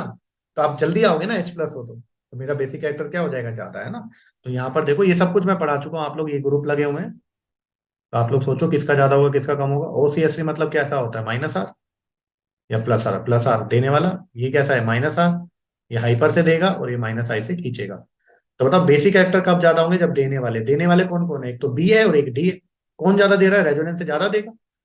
तो बी वाला ज्यादा बेसिक होगा किसके कंपैरिजन में, डी के कंपैरिजन में। फिर कौन आ जाएगा, ए, कम से कम दे नहीं रहा तो खींच भी नहीं रहा ना। और सी और ई में खींचने वाले लग गए। तो नाइट्रोजन पर चार्ज डेंसिटी ज्यादा कब आएगी, जब कम खींचने वाला लगे। अब मेरे पास मान लो पैसा कब ज्यादा होगा, जब मुझसे कम मांगने वाले लगे ना। तो कौन कम खींच रहा है, ई वाला, माइनस आई से खींच रहा है क्योंकि। और फिर कौन आ जाएगा, सी। तो ये बेसिक कैरेक्टर का क्या हो गया, ऑर्डर हो गया। क्लियर है।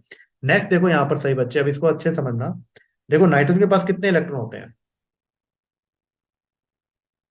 नाइट्रोजन के पास कितने इलेक्ट्रॉन होते हैं, 5। 5 में से इतना नाइट्रोजन ने 3 बॉन्ड बना के, 2 हाइड्रोजन के साथ, 1 कार्बन के साथ। तो क्या एक लोन पेयर इसके पास है, बिल्कुल है। ये अमोनिया है, इसे बोलते हैं एनिलीन। इसे क्या बोलते हैं, एनिलीन। ये NH3 है, 2 H और 1 H, तीन। अब नाइट्रोजन तीन बॉन्ड बना रहे मतलब एक लोन पेयर है, तो ये क्या हो गया, अमोनिया। तो ये क्या हो गया, अमोनिया। और ये RnH2 है, RnH2 है, तो यहाँ पर देखो नाइट्रोजन के ऊपर लोन पेयर है कि नहीं है, यहाँ पर भी तीन बॉन्ड बनाए हुए हैं। इसे क्या बोलते हैं हम लोग, अमाइन। और ये 1 डिग्री अमाइन है, आप लोग देख पा रहे हैं, तो 1 डिग्री अमाइन।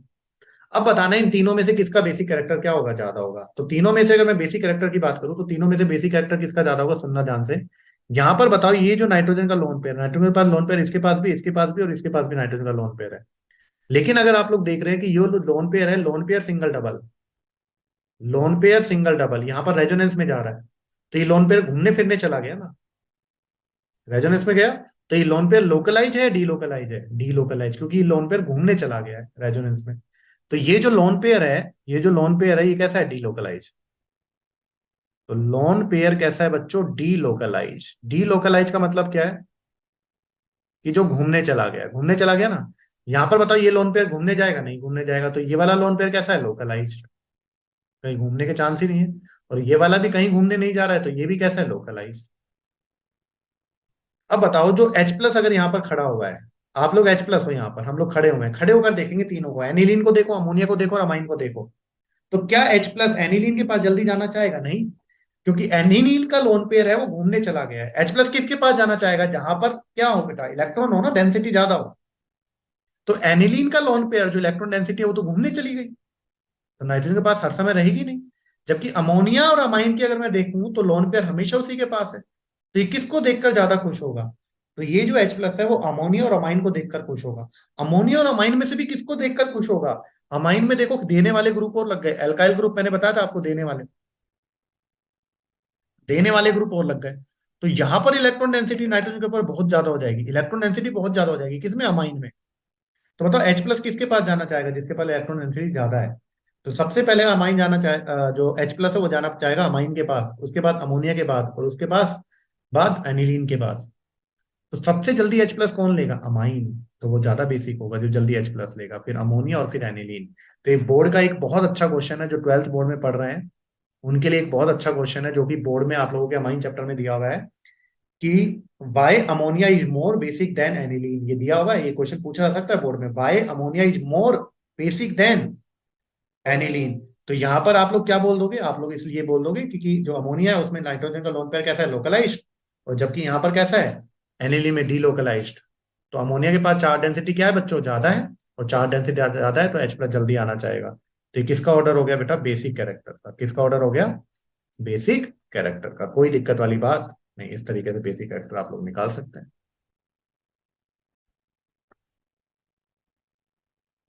तो एक बोर्ड का अच्छा क्वेश्चन ये बन सकता है, तो आप लोग कर सकते हैं। एनिलीन में जो लॉन पेयर है वो डीलोकलाइज है, घूमने फिरने गया है। अमोनिया और अमाइन में जो लॉन पेयर है वो लोकलाइज है, सब उसी के पास है, तो इलेक्ट्रॉन डेंसिटी ज्यादा होगी। तो इन दोनों में अगर मैं H प्लस को देखूं, तो इन दोनों में अगर मैं H प्लस को देखूं, तो H प्लस किसके पास जाना चाहेगा, अमोनिया के पास, क्योंकि लोकलाइज लोन पेयर है ना, इलेक्ट्रॉन डेंसिटी ज्यादा है, तो यहाँ जाएगा। और अमोनिया और अमाइन पे अगर मैं देखूं, तो किसके पास H प्लस जल्दी जाना चाहेगा, अमाइन के पास, क्योंकि लोकलाइज लोन पेयर के साथ साथ वहां पर इलेक्ट्रॉन डोनेटिंग ग्रुप लग गया, तो नाइट्रोजन पर इलेक्ट्रॉन डेंसिटी बढ़ गई है ना। तो एनिलीन और अमोनिया में से कौन ज्यादा बेसिक होगा, अमोनिया। और अमोनिया और अमाइन में से कौन ज्यादा बेसिक होगा, अमाइन। एक बहुत इंपॉर्टेंट क्वेश्चन है जो मैंने यहाँ पर दिख रहा है आप लोगों को, ये डिफरेंट डिफरेंट कॉम्पिटिशन एग्जाम में अलग अलग तरीके से आया है, तो इसको अच्छे से करेंगे, very very very important. Clear है। तो अगर मैं फर्स्ट वाला देखूं, तो आप लोगों को पता होगा, जो फर्स्ट वाला होता है वो मैंने आप लोगों को पढ़ाया था, पायरोल होता है। और पायरोल कैसा होता है, एरोमेटिक। जिन्होंने एरोमेटिक का वीडियो देखा होगा उन्हें पता होगा पायरोल कैसा होता है, एरोमेटिक। नेक्स्ट जो है उसे हम लोग बोलते हैं एनिलीन। नेक्स्ट जो है आपके पास, बेंजीनिंग में नाइट्रोजन फंस जाए, then it is called pyridine या पायरिडीन भी बोलते हैं। और यहाँ पर जो NH2 ग्रुप है, NH2 ग्रुप है, और यहाँ पर सिंपल कार्बन चैन से लगा हुआ है, बेंजीन से नहीं लगा हुआ, बेंजीन से लगा हुआ है NH2 तो एनिलीन। अगर कार्बन से लगा हुआ है तो इसे हम लोग क्या बोलते हैं, अमाइन। यहाँ पर ये अमाइन है ना। तो अगर मैं पायरोल और एनिलीन की बात करूं, तो आप लोग देख सकते हैं कि जो पायरोल होता है उसमें जो lone pair single double resonance में चला जाएगा। और रेजोनेंस में जाने की वजह से, लोन पेयर रेजोनेंस में जाने की वजह से, याद है एरोमेटिक कैरेक्टर आए थे यहाँ पर, लोन पेयर सिंगल डबल, फिर डबल सिंगल डबल, और डबल सिंगल लोन पेयर। यहाँ कंप्लीट रेजोनेंस था, साइक्लिक और प्लेनर था। कितने पाई इलेक्ट्रॉन है, 6 पाई इलेक्ट्रॉन है। और 6 पाई इलेक्ट्रॉन कब होंगे भाई, जब ये जो लोन पेयर है वो रेजोनेंस में जाए तो 6 पाई इलेक्ट्रॉन, तभी तो एरोमेटिक बना था। तो ये लोन पेयर किस में जा रहा है बच्चों? रेजोनेंस में जा रहा है ना। लोकलाइज है डीलोकलाइज है? डीलोकलाइज। और बताओ इसी लोन पेयर की वजह से है ना, ये पायरोल जो है उसके पास 6 पाई इलेक्ट्रॉन हुए हैं, और 6 पाई इलेक्ट्रॉन होने की वजह से ही वो कैसा बना है बच्चों? एरोमेटिक बना है। तो ये लोन पेयर हमेशा ही डीलोकलाइजेशन में रहेगा। ये जो लोन पेयर है, ये जो लोन पेयर है वो कंप्लीट डीलोकलाइजेशन में रहेगा, कंप्लीट डीलोकलाइजेशन। कंप्लीट डीलोकलाइजेशन में क्यों रहेगा बच्चों? क्योंकि ये लोन पेयर जब रेजोनेंस में जाएगा तभी ये कंपाउंड एरोमेटिक होगा। और एरोमेटिक कंपाउंड मैंने आपको कहा था स्टेबल होते हैं। क्लियर है? एरोमेटिक कंपाउंड कैसे होते हैं? स्टेबल होते हैं। तो ये लोन पेयर रेजोनेंस में जाएगा तो एरोमेटिसिटी गेन करेगा, तो ये कैसा होगा बेटा? एरोमेटिक होगा। तो एरोमेटिक कैरेक्टर को मेंटेन करने के लिए लोन पेयर हमेशा बेचारा मेहनत करता रहेगा, रेजोनेंस में रहेगा। यहां पर एनिलीन में देखो, एरोमेटिसिटी तो बेंजीन की वजह से आ रही है, NH2 का एरोमेटिसिटी में कोई लेना देना ही नहीं है, क्योंकि बेंजीन खुद एरोमेटिक होता है। तो बताओ जो एनिलीन में जो नाइट्रोजन के ऊपर लोन पेयर रखा होगा, इसका एरोमेटिसिटी में कोई लेना देना नहीं, बिल्कुल नहीं है। बट ये लोन पेयर घूमने फिरने जरूर चला जाता है। लोन पेयर सिंगल डबल तो रेजोनेंस हो जाएगा कि नहीं हो जाएगा? तो लोन पेयर सिंगल डबल, तो यहाँ पर क्या हो जाएगा? लोन पेयर सिंगल डबल की वजह से रेजोनेंस। तो ये भी डीलोकलाइज है, लेकिन ये जो डीलोकलाइजेशन है पार्शियल है, घूम फिर कर वापस NH2 के पास आ जाना है। तो ये है partial delocalisation, partial delocalisation. Clear? Partial delocalisation. तो बताओ अगर यहाँ पर H+ खड़ा हुआ है, तो H+ बताओ पायरोल को देखेगा, एनिलीन को देखेगा, पायरोल को देखेगा, एनिलीन को देखेगा, किसके पास जाना चाहेगा? एनिलीन के पास। क्यों? क्योंकि एनिलीन के पास जो नाइट्रोजन के पास लोन पेयर है वो घूम फिर कर वापस आ रहे हैं, लेकिन पायरोल में जो बेचारा नाइट्रोजन का लोन पेयर है वो तो एरोमेटिसिटी को मेंटेन करने में लगा हुआ है बेचारा। उसके पास तो टाइम ही नहीं है नाइट्रोजन के पास आने का। क्लियर है? तो ये कंप्लीट डीलोकलाइजेशन, ये पार्शियल है। तो बता H+ किसके पास जाना चाहेगा? यहाँ पर कम से कम नाइट्रोजन का लोन पेयर घूम फिर कर वापस तो आ रहा है। तो बताओ H+ किसके पास जाना चाहेगा? एनिलीन के पास। तो कौन ज्यादा बेसिक हो गया? ऑब्वियस सी बात है, कौन ज्यादा बेसिक हो गया? एनिलीन। तो पायरोल और एनिलीन में से कौन ज्यादा बेसिक होता है? एनिलीन। उसके बाद देखो एनिलीन और पायरिडीन की बात करूं, अगर आप लोगों ने मेरा रेजोनेंस वाला वीडियो देखा होगा तो मैंने आपको बताया था जो डबल बॉन्डेड वाला नाइट्रोजन होता है, डबल बॉन्डेड नाइट्रोजन होता है, उसका लोन पेयर रेजोनेंस में नहीं जाता है। तो ये लोन पेयर लोकलाइज है डीलोकलाइज है? लोकलाइज। डबल बॉन्डेड वाला नाइट्रोजन का जो लोन पेयर होता है वो रेजोनेंस में नहीं जाता है, तो ये कैसा है? लोकलाइज। तो अब बताओ बच्चों, इन दोनों में बताओ एनिलीन और पायरिडीन में से H+ खड़ा होकर दोनों को देख रहा है। एनिलीन का लोन पेयर घूमने चला गया नाइट्रोजन का, और जबकि पायरिडीन का नहीं गया घूमने, लोकलाइज है। तो हर समय लोन पेयर किसके पास अवेलेबल होगा? पायरिडीन के पास। तो किसके पास जाना पसंद करेगा H+? पायरिडीन के पास, क्योंकि चार्ज डेंसिटी ज्यादा है वहां पर, है ना, लोन पेयर हमेशा उसी के पास है। तो कौन जीत गया बता? एनिलीन और पायरिडीन में? तो पायरिडीन। अब बात करते हैं पायरिडीन और अमाइन में से। पायरिडीन और अमाइन में से बात करूं तो बताओ ये जो लोन पेयर है, ये जो लोन पेयर है, ये रेजोनेंस में बिल्कुल नहीं है, बिल्कुल नहीं है। देखो यहाँ पर लोन पेयर है, फिर सिंगल है, फिर सिंगल है, और फिर डबल है। तो lone pair single single double, resonance तो है ही नहीं, तो मतलब ये लोन पेयर कैसा है? लोकलाइज। तो ये लोन पेयर अपना कैसा आ गया? लोकलाइज। आ गया लोकलाइज। और दूसरा यहाँ पर बताओ sp3 हाइब्रिडाइज कार्बन है, और ये वाला तो ग्रुप कैसा होता है? देने वाला। तो देने वाला और मिल गया, लोन पेयर के साथ साथ देने वाला, चार डेंसिटी बढ़ जाएगी। तो H+ किसके पास जाना पसंद करेगा? ऑब्वियस सी बात है, अमाइन के पास। तो कौन ज्यादा बेसिक हो गया? रट लो अच्छे से इसको। पायरोल से ज्यादा बेसिक है एनिलीन, एनिलीन से ज्यादा बेसिक है पायरिडीन, और पायरिडीन से ज्यादा बेसिक है अमाइन। कोई प्रॉब्लम वाली बात? तो बेसिक कैरेक्टर कब ज्यादा होगा? जब नाइट्रोजन के ऊपर चार्ज डेंसिटी ज्यादा होगी। क्लियर है? यहाँ पर देखो आप लोग, इन तीनों में देखो।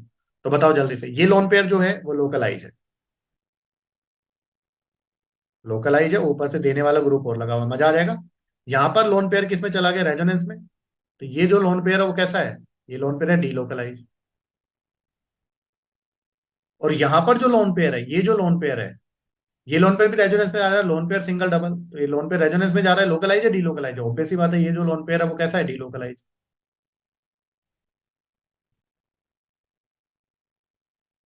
डीलोकलाइज है ना। पर यहां पर देखो सीओ ग्रुप जो मैंने बताया था, सीओ ग्रुप खींचने वाला और होता है। जो सीओ ग्रुप होता है वो कैसा होता है? लोन पेयर डीलोकलाइजेशन में तो है ही है, साथ साथ इलेक्ट्रॉन विड्रॉइंग ग्रुप है बहुत अच्छा सीओ ग्रुप। यहाँ पर तो किससे खींच रहा है? sp2 से। और ये सीओ ग्रुप बहुत अच्छा इलेक्ट्रॉन विड्रॉइंग ग्रुप है। तो भैया एक तो इसका लोन पेयर डीलोकलाइजेशन में जा रहा है, रेजोनेंस में तो जा ही रहा है, साथ साथ सीओ ग्रुप एक बहुत अच्छा खींचने वाला है। तो यहाँ पर चार्ज डेंसिटी जो होगी RCONH2 में, नाइट्रोजन के ऊपर जो चार्ज डेंसिटी होगी बच्चों वो कम हो जाएगी। और नाइट्रोजन के ऊपर चार्ज डेंसिटी कम हुई तो बता H+ जाना पसंद करेगा? नहीं। तो सबसे ज्यादा H+ किसके पास जाना पसंद करेगा? ऑब्वियस सी बात है इसके पास, क्योंकि यहाँ पर लोकलाइज है और चार्ज डेंसिटी ज्यादा है। ये घूमने गया है और यहाँ पर भी घूमने गया है, दोनों में, इन दोनों में घूमने गया है ना। लेकिन यहाँ पर घूमने के साथ साथ electron withdrawing group, CO group खींचने वाला ग्रुप होता है। तो खींचेगा तो चार्ज डेंसिटी को क्या कर देगा, और ज्यादा कम कर देगा। तो यहाँ पर जो बेसिक कैरेक्टर का ऑर्डर है वो ये हो जाएगा। ये सारे हम लोग किसके ऑर्डर पढ़ रहे हैं, बेसिक कैरेक्टर। ये जितने भी ऑर्डर मैं आप लोगों को पढ़ा रहा हूँ सर, ये किसके ऑर्डर पढ़ा रहा हूँ, बेसिक कैरेक्टर। पता लगा ये सारे पढ़ गए, फिर पता लगा कि आपको पता ही नहीं है ऑर्डर किसके थे। तो ये सारे ऑर्डर हम लोग किसके लिख रहे हैं, बेसिक कैरेक्टर के। एच प्लस देकर हम लोग देख रहे हैं ना, सारे ऑर्डर किसके हैं, बेसिक कैरेक्टर के बच्चों। ये सारे ऑर्डर किसके हैं, बेसिक कैरेक्टर। क्लियर। नेक्स्ट देखो, ये आप लोगों को पता है 1 डिग्री अमाइन है, ये 2 डिग्री है और ये 3 डिग्री है। यहां पर देखो ये लोन पेयर जो है, ये जो लोन पेयर है, ये किसमें गया बच्चों, रेजोनेंस में। तो एक ही बेंजीन के साथ रिंग में रेजोनेंस में जा रहा है। यहां पर कितनी, इधर भी जा रहा है डिलोकलाइजेशन, और ये लोन पेयर इधर भी जा सकता है। इसका जो डिलोकलाइजेशन हो सकता है रेजोनेंस, इधर भी और इधर भी। तो सब तीनों में ही डिलोकलाइजेशन है, ये भी डिलोकलाइज है, ये भी डिलोकलाइज है, और तीसरा भी डिलोकलाइज है। सबसे ज्यादा डिलोकलाइजेशन थर्ड में है ना। जो नाइट्रोजन बेचारा, नाइट्रोजन लोन पे सांस ही नहीं ले पाएगा, इधर जाऊं, लेफ्ट में जाऊं कि राइट में जाऊं कि नीचे जाऊं, तीन तीन जगह से रेजोनेंस में है। तो H प्लस यहाँ पर ये सारी सिचुएशन देख रहा है। ए को देखेगा, बी को देखेगा और सी को देखेगा। आप खुद सोच कर बताओ, ए बी सी में किसके पास जाना पसंद करेगा, तीनों में डिलोकलाइजेशन है। लेकिन सी में तो नाइट्रोजन के लोन पेयर को बेचारे को सांस लेने का टाइम नहीं मिल रहा है, तीन तीन रिंग में जा रहा है।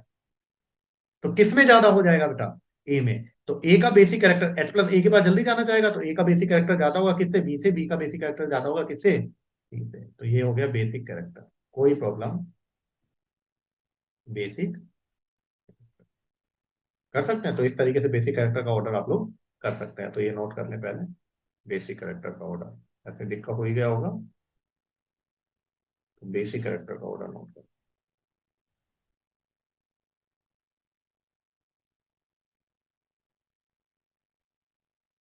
कोई भी डाउट होता है आप लोग कमेंट सेक्शन में बता सकते हैं, है ना। और लेक्चर को अच्छे से देखें। और अगर आप लोगों को लेक्चर समझ में आ रहा है, अच्छा लग रहा है, तो आप लोग लाइक भी करें और शेयर भी करें, ताकि और भी बच्चे जो अच्छे से कोचिंग नहीं जा पाते हैं या फिर जिनका सब्जेक्ट वीक है, तो वो भी बेनिफिट उठा सके, है ना।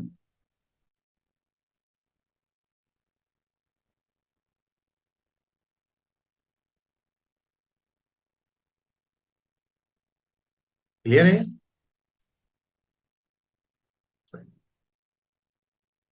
नेक्स्ट देखो बच्चों,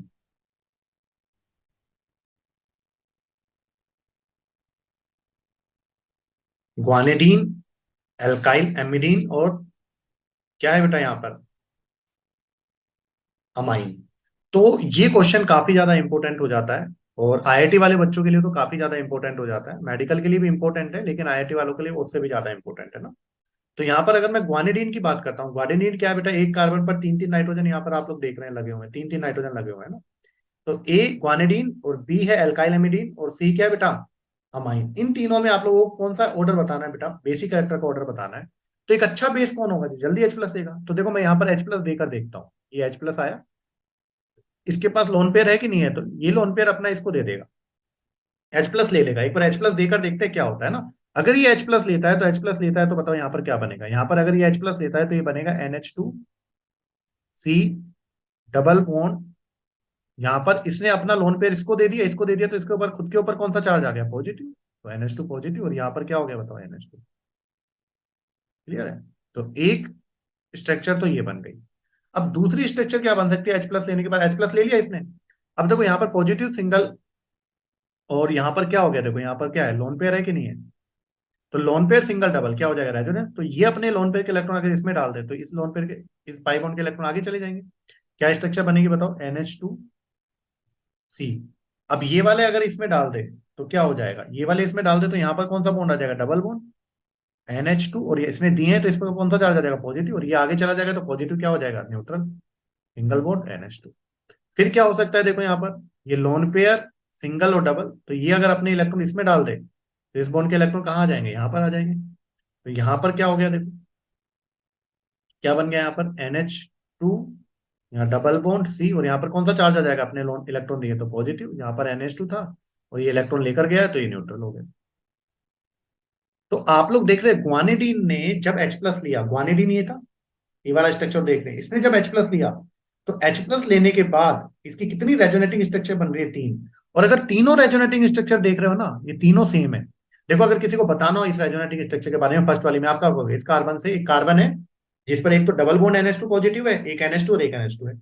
सेकंड वाली स्ट्रक्चर अगर आप लोगों को किसी को बतानी है तो ये भी तो ऐसे ही बोलोगे कि एक कार्बन है जिस पर डबल बॉन्ड NH2 पॉजिटिव और एक NH2 एक NH2 है। थर्ड वाली स्ट्रक्चर बतानी वो भी ऐसे तो बताओगे, एक कार्बन है, डबल बॉन्ड NH2 पॉजिटिव, एक NH2 NH2। तीनों स्ट्रक्चर एक जैसी तो होगी, जो भी सुनेगा। तो तीनों स्ट्रक्चर एक जैसे, तीन तीन रेजोनेटिंग स्ट्रक्चर एक जैसे, तो इन्हें बोलेंगे हम लोग थ्री इक्विवेलेंट रेजोनेटिंग स्ट्रक्चर। और अगर किसी कंपाउंड की इक्विवेलेंट रेजोनेटिंग स्ट्रक्चर बनती है ना बच्चों, तो वो बहुत ज्यादा स्टेबल होता है वो कंपाउंड, बहुत ज्यादा। तो यहां पर बताओ तीन तीन इक्विवेलेंट रेजोनेटिंग स्ट्रक्चर बनी है इसकी, गुआनिडीन की। तो किसी की तीन तीन अगर एक जैसी स्ट्रक्चर बन रही हो, वो तो कंपाउंड भैया आसमान में रहेगा वो तो, है ना। क्लियर है। तो यहाँ पर तीन तीन इक्विवेलेंट रेजोनेटिंग स्ट्रक्चर बन रही है H+ लेने के बाद, तो स्टेबल होगा कि नहीं होगा? तो ये जल्दी से H+ लेना चाहेगा, तो गुआनिडीन जल्दी से जल्दी H+ लेना चाहता है, क्योंकि उसकी तीन तीन इक्विवेलेंट रेजोनेटिंग स्ट्रक्चर बन रही है और वो बहुत ज्यादा स्टेबल हो जाएगा। तो इसका एसिडिक कैरेक्टर बहुत ज्यादा होगा गुआनिडीन का। ऐसे एल्काइल एमाइडीन की बात करें तो अगर ये H+ लेता है तो क्या बनता है देखो। अगर ये H+ लेता है तो यहाँ पर लोन पेयर है, ये अपने लोन पेयर इसको दे देगा, क्या बनेगा? RC double bond NH2 positive और सिंगल बॉन्ड NH2। तो यहाँ पर देखो लोन पेयर सिंगल डबल, वापस से इसमें भी रेजोनेंस हो जाएगा, तो ये बॉन्ड के इलेक्ट्रॉन यहाँ डालेगा तो यहाँ डालेगा। तो यहाँ पर कितना बना बताओ? ये बना RC। अब इसने यहाँ पर डाले तो यहाँ पर डबल बॉन्ड NH2 क्या आ गया बच्चों? पॉजिटिव। और यहाँ पर ये बॉन्ड के इलेक्ट्रॉन ले गया तो न्यूट्रल हो गया। तो कितनी रेजोनेटिंग स्ट्रक्चर बनी? दो। और ये भी दोनों एक जैसे हैं। अगर आप लोग किसी को बोलोगे एक कार्बन पर double bond NH2 positive, NH2 R है, सेकंड वाला भी ऐसे ही बोलोगे। कितनी इक्विवेलेंट रेजोनेटिंग स्ट्रक्चर है? दो। तो ये भी काफी ज्यादा स्टेबल है। दो दो इक्विवेलेंट रेजोनेटिंग स्ट्रक्चर भी स्टेबल होती है। और तीसरे में अगर H+ लूंगा, तो तीसरे में H+ लेने के बाद क्या कोई रेजोनेटिंग स्ट्रक्चर बन रही है? बिल्कुल नहीं बन रही है यहाँ पर। तो सबसे कम बेसिक कौन हो जाएगा? थर्ड वाला। तो अगर मैं बेसिक कैरेक्टर की बात करता हूँ, किसकी बात करता हूँ? Basic character. तो सबसे ज्यादा जो बेसिक कैरेक्टर होता है वो किसका होगा? ग्वानिडीन का, ए का। फिर किसका होगा? एल्काइल एमिडीन का। और फिर किसका होगा? अमाइन का। ये सिंपल अमाइन है, थर्ड वाला। क्लियर है बच्चों? तो आप लोग अच्छे से देखेंगे कि अगर आपके एग्जामिनर ने ग्वानिडीन डाला हुआ या एल्काइल एमिडीन डाला हुआ है, तो आपको सोचने की जरूरत नहीं है। अगर आप चार ऑप्शन है और आपको ग्वानिडीन मिल जाए, या तो सिंपल स्ट्रक्चर में जैसे मैंने बनाया वैसे मिल जाए, या फिर किसी साइक्लिक स्ट्रक्चर में मिल जाए, तो जिसमें भी मिल जाए आपको सोचने की जरूरत नहीं है। जिसमें भी मिल जाए आपको सोचने की जरूरत नहीं है। आपको क्या करना है? अगर ग्वानिडीन सिंपल स्ट्रक्चर में नहीं या साइक्लिक स्ट्रक्चर में, भैया बेसिक कैरेक्टर क्या है? सबसे ज्यादा बाप है ये तो एक तरह से। फिर एल्काइल, और फिर खेलते रहेंगे जो मैंने अभी आपको बताया किस तरीके से, ग्वानिडीन और एल्काइल सबसे आगे निकल जाएंगे, सोचने की जरूरत ही नहीं है। तो ये बेसिक कैरेक्टर है, ये अच्छे से क्या करें आप लोग नोट करें। तो ये हो गया होगा आप लोगों का।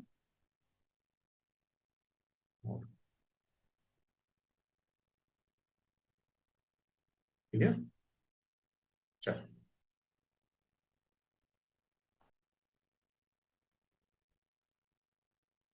तो अब बात करते हैं बेटा acidic character of carboxylic acid और फिनोल की बात करते हैं कि कार्बोक्सिलिक एसिड और फिनोल में से कौन ज्यादा एसिडिक है और कौन कम एसिडिक है ना। तो यहाँ पर अगर हम लोग बात करते हैं एसिडिक कैरेक्टर की, तो अगर मैं कार्बोक्सिलिक एसिड लेता हूँ, कार्बोक्सिलिक एसिड क्या होता है बच्चों? RCOOH है ना। It is called carboxylic acid. Carboxylic acid. अब मैंने आपको बताया था एसिडिक कैरेक्टर कैसे बताते हैं, जो जल्दी H+ देगा, तो H+ अगर ये दे देगा तो क्या बनेगा? RCOO-, और ये क्या बनेगा? H+, है ना। तो H+ देने के बाद ये जो आयन बना है इसे हम लोग बोलते हैं कार्बोक्सिलेट आयन। Carboxylate ion. अब ये जो कार्बोक्सिलेट आयन बना है बच्चों, आप ये बताइए क्या ये रेजोनेटिंग स्ट्रक्चर बनाएगा? बिल्कुल बनाएगा। देखो RCOO- है। अब नेगेटिव सिंगल डबल बताओ, रेजोनेंस हो जाएगा कि नहीं हो जाएगा? तो अगर ये वाले इलेक्ट्रॉन यहाँ जाएंगे तो ये वाले इलेक्ट्रॉन कहाँ चले जाएंगे? यहाँ पर। तो यहाँ पर रेजोनेटिंग स्ट्रक्चर बनेगी, वो क्या बनेगी देखो? RCO- और ये क्या आ जाएगा? Double bond O। तो यही तो बनी रेजोनेटिंग स्ट्रक्चर। अब अगर इन दोनों रेजोनेटिंग स्ट्रक्चर को देखोगे, किसी को बोलना हो तो क्या बोलोगे? पहले वाले स्ट्रक्चर को, एक कार्बन है जिस पर डबल बॉन्ड हुआ है, एक O- और एक R है, सेकंड भी ऐसे ही बोलोगे। तो फर्स्ट और सेकंड रेजोनेटिंग स्ट्रक्चर जो बन रही है वो दोनों एक जैसी है ना। तो यहां पर जब कार्बोक्सिलिक एसिड H+ निकाल देता है, तो जो H+ निकालने के बाद जो कार्बोक्सिलेट आयन बनता है ना बेटा, उसकी टू इक्विवेलेंट रेजोनेटिंग स्ट्रक्चर बनती है, टू इक्विवेलेंट रेजोनेटिंग स्ट्रक्चर बनती है। लेकिन अगर मैं फिनोल की बात करता हूँ, किसकी बात करता हूँ? फिनोल की। तो फिनोल क्या होता है? बेंजीन रिंग पर क्या लगा हुआ है? OH। तो अगर ये फिनोल जो है वो H प्लस निकाल दे, तो फिनोल अगर H प्लस निकाल दे तो बेंजीन रिंग पर कौन सा चार्ज आ जाएगा बच्चों? नेगेटिव चार्ज आ जाएगा। बहुत बढ़िया। और H प्लस निकाल दिया इसने, क्योंकि एसिडिक कैरेक्टर चेक करना है। तो H प्लस निकालने के बाद जो बनता है उसे बोलते हैं phenoxide ion. Phenoxide ion. H plus निकालने के बाद जो बनता है उसे क्या बोलते हैं हम लोग? Phenoxide ion. अब सुनना ध्यान से, यहाँ पर ये फिनोक्साइड आयन बना। अब क्या होगा सुनना, फिनोल से क्या बन गया? Phenoxide ion. तो अब अगर मैं इनकी रेजोनेटिंग स्ट्रक्चर बनाऊं तो रेजोनेटिंग स्ट्रक्चर क्या बनेगी सुनना। तो यहां पर अगर आप लोगों के पास क्या है बेटा? फिनोक्साइड आयन है, तो नेगेटिव सिंगल डबल रेजोनेंस है। तो रेजोनेंस है तो ये क्या करेगा? अपने बॉन्ड के इलेक्ट्रॉन किस में डालेगा? इसमें। तो ये वाले बॉन्ड के इलेक्ट्रॉन आगे चले जाएंगे। तो यहाँ पर जो आप लोगों के पास रेजोनेटिंग स्ट्रक्चर बनेगी वो क्या बन जाएगी बताओ? ऑक्सीजन के ऊपर नेगेटिव, उसने अपना इलेक्ट्रॉन दिया तो न्यूट्रल हो जाएगा ना, नेगेटिव है तो आगे कौन सा चार्ज आएगा? नेगेटिव। और कुछ इस तरीके से। ऐसे आप लोग क्या सारी रेजोनेटिंग स्ट्रक्चर बना सकते हैं? बिल्कुल बना सकते हैं हम लोग। तो हम लोग यहाँ पर देखते हैं, बना कर देखते हैं।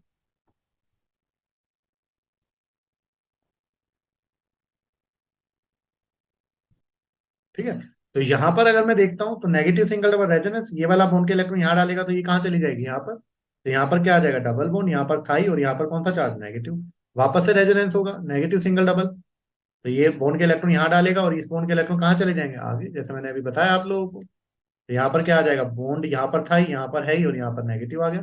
फिर नेगेटिव सिंगल डबल, तो क्या हो जाएगा? रेजोनेंस। तो ये बॉन्ड के इलेक्ट्रॉन यहाँ डालेगा तो ये बॉन्ड के इलेक्ट्रॉन वापस ले जाएगा। तो क्या आ जाएगा बताओ यहाँ पर? तो कितनी रेजोनेटिंग स्ट्रक्चर बनी? फर्स्ट, सेकेंड, थर्ड, फोर्थ और फिफ्थ। तो यहाँ पर 5 रेजोनेटिंग स्ट्रक्चर बनी। लेकिन जो ये पांचों रेजोनेटिंग स्ट्रक्चर है, ये 5 रेजोनेटिंग स्ट्रक्चर है, ये इक्विवेलेंट नहीं है, एक जैसी नहीं है। तो 5 रेजोनेटिंग स्ट्रक्चर तो बन रही है, लेकिन ये इक्विवेलेंट नहीं है, ये इक्विवेलेंट नहीं है। तो क्यों? क्योंकि सेकंड में देखो, यहाँ पर फर्स्ट में तो नेगेटिव चार्ज ऑक्सीजन पर आता, सेकंड में देखो ऑर्थो पर, फिर पैरा पर, फिर ऑर्थो पर, फिर। तो जब कार्बोक्सिलिक एसिड H प्लस निकालता है, तो H प्लस निकालने के बाद जो कार्बोक्सिलिक आयन बनता है उसकी 2 इक्विवेलेंट रेजोनेटिंग स्ट्रक्चर बनती है।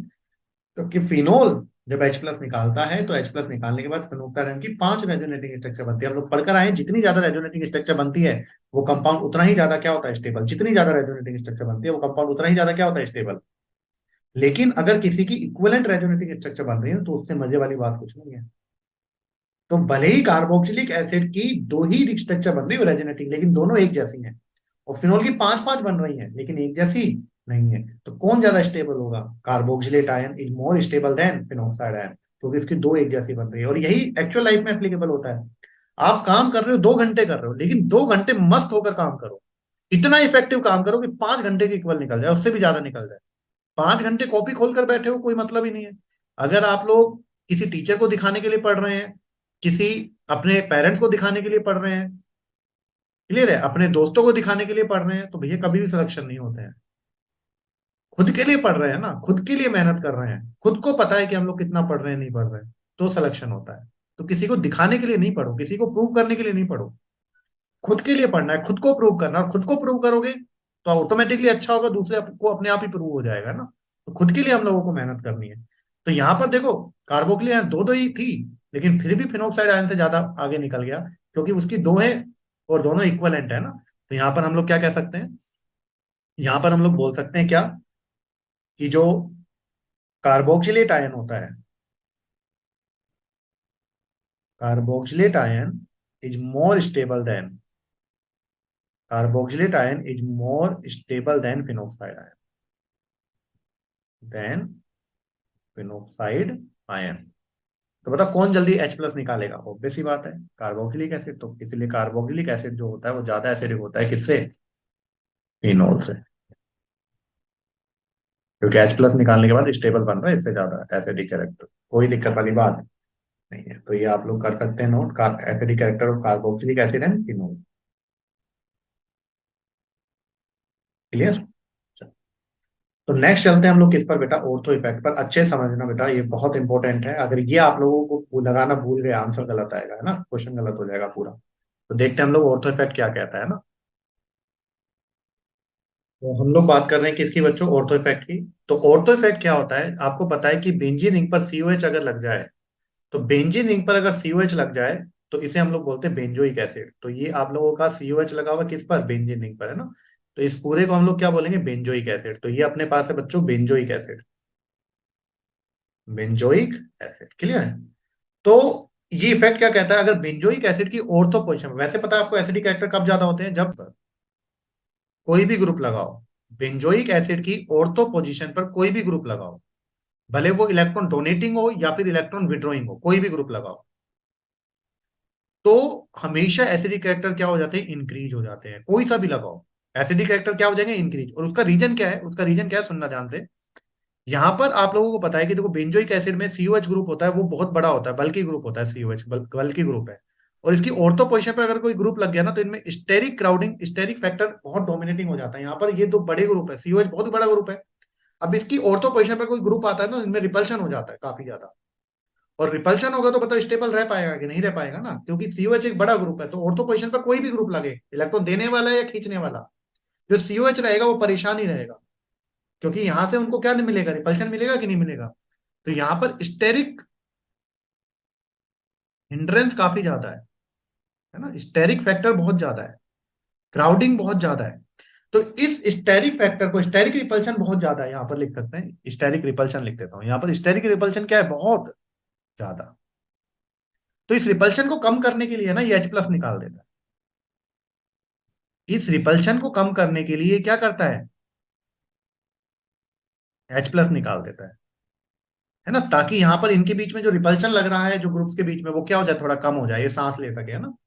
तो इसने रिपल्शन को कम करने के लिए H+ निकाल दिया कि नहीं निकाल दिया, H+ निकाल दिया, मतलब एसिडिक कैरेक्टर बढ़ गया कि नहीं बढ़ गया, बिल्कुल बढ़ गया, कोई दिक्कत वाली बात नहीं है। तो मैंने क्या कहा है, बेंजोइक एसिड की ऑर्थो पोजीशन पर ग्रुप देने वाला लगे या खींचने वाला लगे, हमेशा एसिडिक कैरेक्टर ज्यादा लगे होंगे। ऑब्वियस सी बात है, ऑर्थो पोजीशन पर एक खींचने वाला और एक देने वाला लगे तो खींचने वाला ज्यादा करेगा ना, देने वाले से। लेकिन ओवरऑल भी हम लोग क्या करें, खींचने वाला लगे या देने वाला लगे, एसिडिक कैरेक्टर बढ़ेंगे। अब देखो, जैसे मैं आप लोगों को यहाँ पर सोल्व कराता हूँ, यहाँ पर मैंने 4 दिए हुए हैं, A B C O D। अब मान लो किसी बच्चे को ऑर्थो इफेक्ट नहीं पता, ऑर्थो इफेक्ट केवल बेंजोइक एसिड में लगाना है, हर किसी में चेपने मत लग जाना, फिनोल में भी ऑर्थो इफेक्ट लगा रहे हो, केवल बेंजोइक एसिड में लगाना है, क्लियर है। अब जिस बच्चों को ऑर्थो इफेक्ट नहीं पता, ऑर्थो इफेक्ट क्या था कि बेंजोइक एसिड की ऑर्थो पोजीशन पर कोई भी ग्रुप लगे, एसिडिक कैरेक्टर हमेशा ज्यादा आएंगे। अब जिस बच्चे को ये इफेक्ट नहीं पता, तो वो क्या कर कर आएगा, देखो यहाँ पर। अब जिस बच्चे को ये इफेक्ट नहीं पता होगा, वो क्या करेगा, वो कहेगा सर कोई दिक्कत नहीं, मैंने निकाला, एसिडिक कैरेक्टर कब ज्यादा होंगे, जब क्या होगा, इलेक्ट्रॉन विड्रॉइंग ग्रुप लगे, क्लियर है। अब यहां पर आप लोग देख रहे हो, यहां पर 3 ग्रुप लगे हुए CH3। अब CH3 की बात करूं तो बताओ, CH3 ऑर्थो पोजीशन पर कौन सा शो करता है, मैंने कहा था CH3 हाइपर कॉन्जुगेशन शो करता है, तो ये +H हो गया। मेटा पर तो कौन सा शो करेगा, +I। और डी कौन सा हो गया, +H, हाइपर कॉन्जुगेशन। ऑर्थो और पैरा, रेजोनेंस और हाइपर कॉन्जुगेशन दोनों ऑर्थो और पैरा पोजीशन पर आते हैं। तो अगर मैं एसिडिक कैरेक्टर की बात करता हूं, किसकी बात करता हूं, एसिडिक कैरेक्टर की। तो एसिडिक कैरेक्टर की अगर मैं बात करता हूं, तो एसिडिक कैरेक्टर बताओ किसका ज्यादा होगा, सबसे ज्यादा देने वाला है खींचने वाला, ऑब्वियस सी बात है खींचने वाले का ज्यादा होगा। अब बी हो, सी हो या डी हो, तीनों ही देने वाले हैं ना, तो तीनों ही देने वाले कम करेंगे, तो सबसे ज्यादा एसिडिक कैरेक्टर किसकी वजह से हो जाएगा, ए की वजह से। अब बात करूं BCOD में, BCOD में कौन कम दे रहा है, सी वाला। सी वाला इंडक्टिव से दे रहा है और बी और डी वाले हाइपर से दे रहे हैं। इंडक्टिव वाला कम देगा, कम देगा तो एसिडिक कैरेक्टर ज्यादा हो जाएगा, तो कौन हो जाएगा, सी। फिर बात करते हैं BOD में।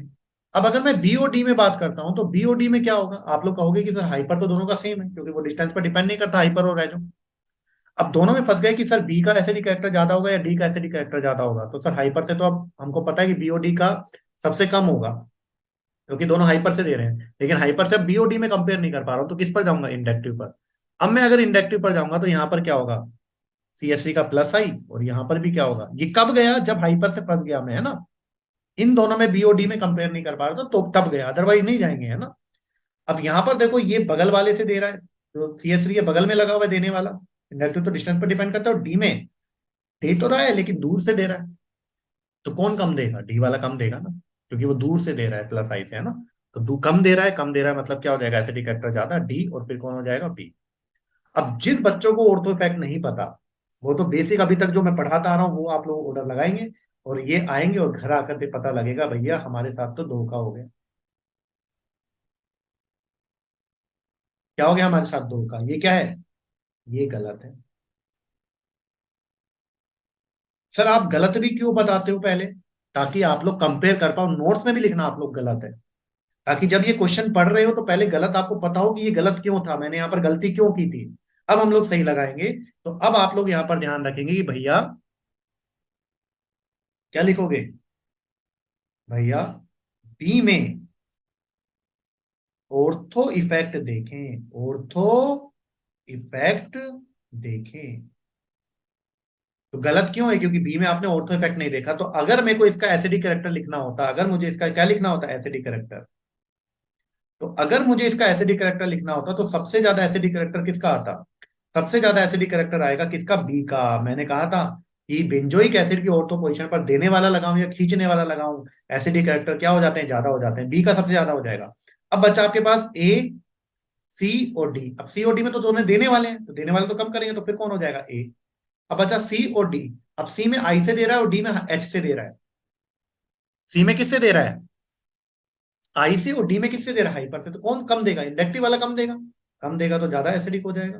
तो कौन हो जाएगा फिर, सी। और फिर सबसे लास्ट कौन हो जाएगा, डी। ये क्या है, करेक्ट।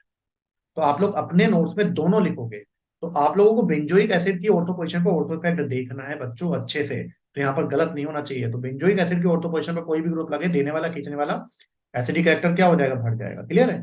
नेक्स्ट देखो, अब डायरेक्ट कर देंगे हम लोग। तो आपको चार पता लग गया, ए बी सी डी। यहाँ पर मैं लिखा ए बी सी और डी, है ना। अब आप लोगों को बी तो देखने की जरूरत ही नहीं है, बी में कौन सा इफेक्ट लग गया, यहाँ पर ऑर्थो इफेक्ट। लिख दूं यहाँ पर ऑर्थो इफेक्ट, बेंजोइक एसिड की ऑर्थो पोजीशन पर कोई भी ग्रुप लगाओ, ऑर्थो इफेक्ट। तो एसिडिक कैरेक्टर क्या हो जाएगा इन सभी में, बी का ज्यादा। अब कौन बचा, ए सी और डी। अब देखो यहाँ पर क्या है, ये मेटा पर लगा हुआ है, मेटा पर तो रेजोनेंस लगता ही नहीं है, केवल इंडक्टिव लगता है। इंडक्टिव इसका कौन सा होता है, माइनस आई। इंडक्टिव कौन सा होता है बच्चों, माइनस आई होता है, ओ एच का, है ना। यहाँ पर बताओ कौन सा ग्रुप लगा हुआ है, ओ एच ग्रुप लगा हुआ है, पैरा पर लगा हुआ है, तो इसका रेजोनेंस, रेजोनेंस में होता है प्लस आर। इंडक्टिव में माइनस आई, रेजोनेंस में प्लस आर होता है। और ए, अब बताओ कब ज्यादा होगा, जब खींचने वाला। अब खींचने वाला कौन है, बी का तो सबसे ज्यादा वही हुआ। अब बचा ए सी ओ डी, सी में खींचने वाला है तो एसिडिक कैरेक्टर को बढ़ाएगा, डी में देने वाला है तो उससे सही तो कौन है, ए, कम से कम दे तो नहीं रहा, और फिर कौन हो जाएगा, डी। तो ये किसका ऑर्डर हो गया, एसिडिक कैरेक्टर का ऑर्डर हो गया, कोई दिक्कत वाली बात नहीं थी। तो एसिडिक कैरेक्टर का ऑर्डर क्या हो गया, बी सी ए और डी। तो ऑर्थो इफेक्ट की वजह से बी का ज्यादा आ गया कि नहीं आ गया, बिल्कुल आ गया ना। कई बार आपको पता है कि केमिस्ट्री में एक्सेप्शन आते हैं तो ये ऑर्डर थोड़ा बहुत ऊपर नीचे हो जाते हैं, लेकिन आप लोगों को करना किस तरीके से, वो इसी तरीके से, है ना। कोई एक्सेप्शन है तो बात अलग है, बाकी आंसर इसी के हिसाब से आएगा। तो आप लोगों को क्वेश्चन अब समझ में आ गया होगा, बहुत इंपॉर्टेंट क्वेश्चन है, अच्छे से करेंगे। पहले मैंने गलत भी कराकर बता दिया है, फिर उसको सही कर दिया है। तो ये कौन सा इफेक्ट है, ऑर्थो इफेक्ट।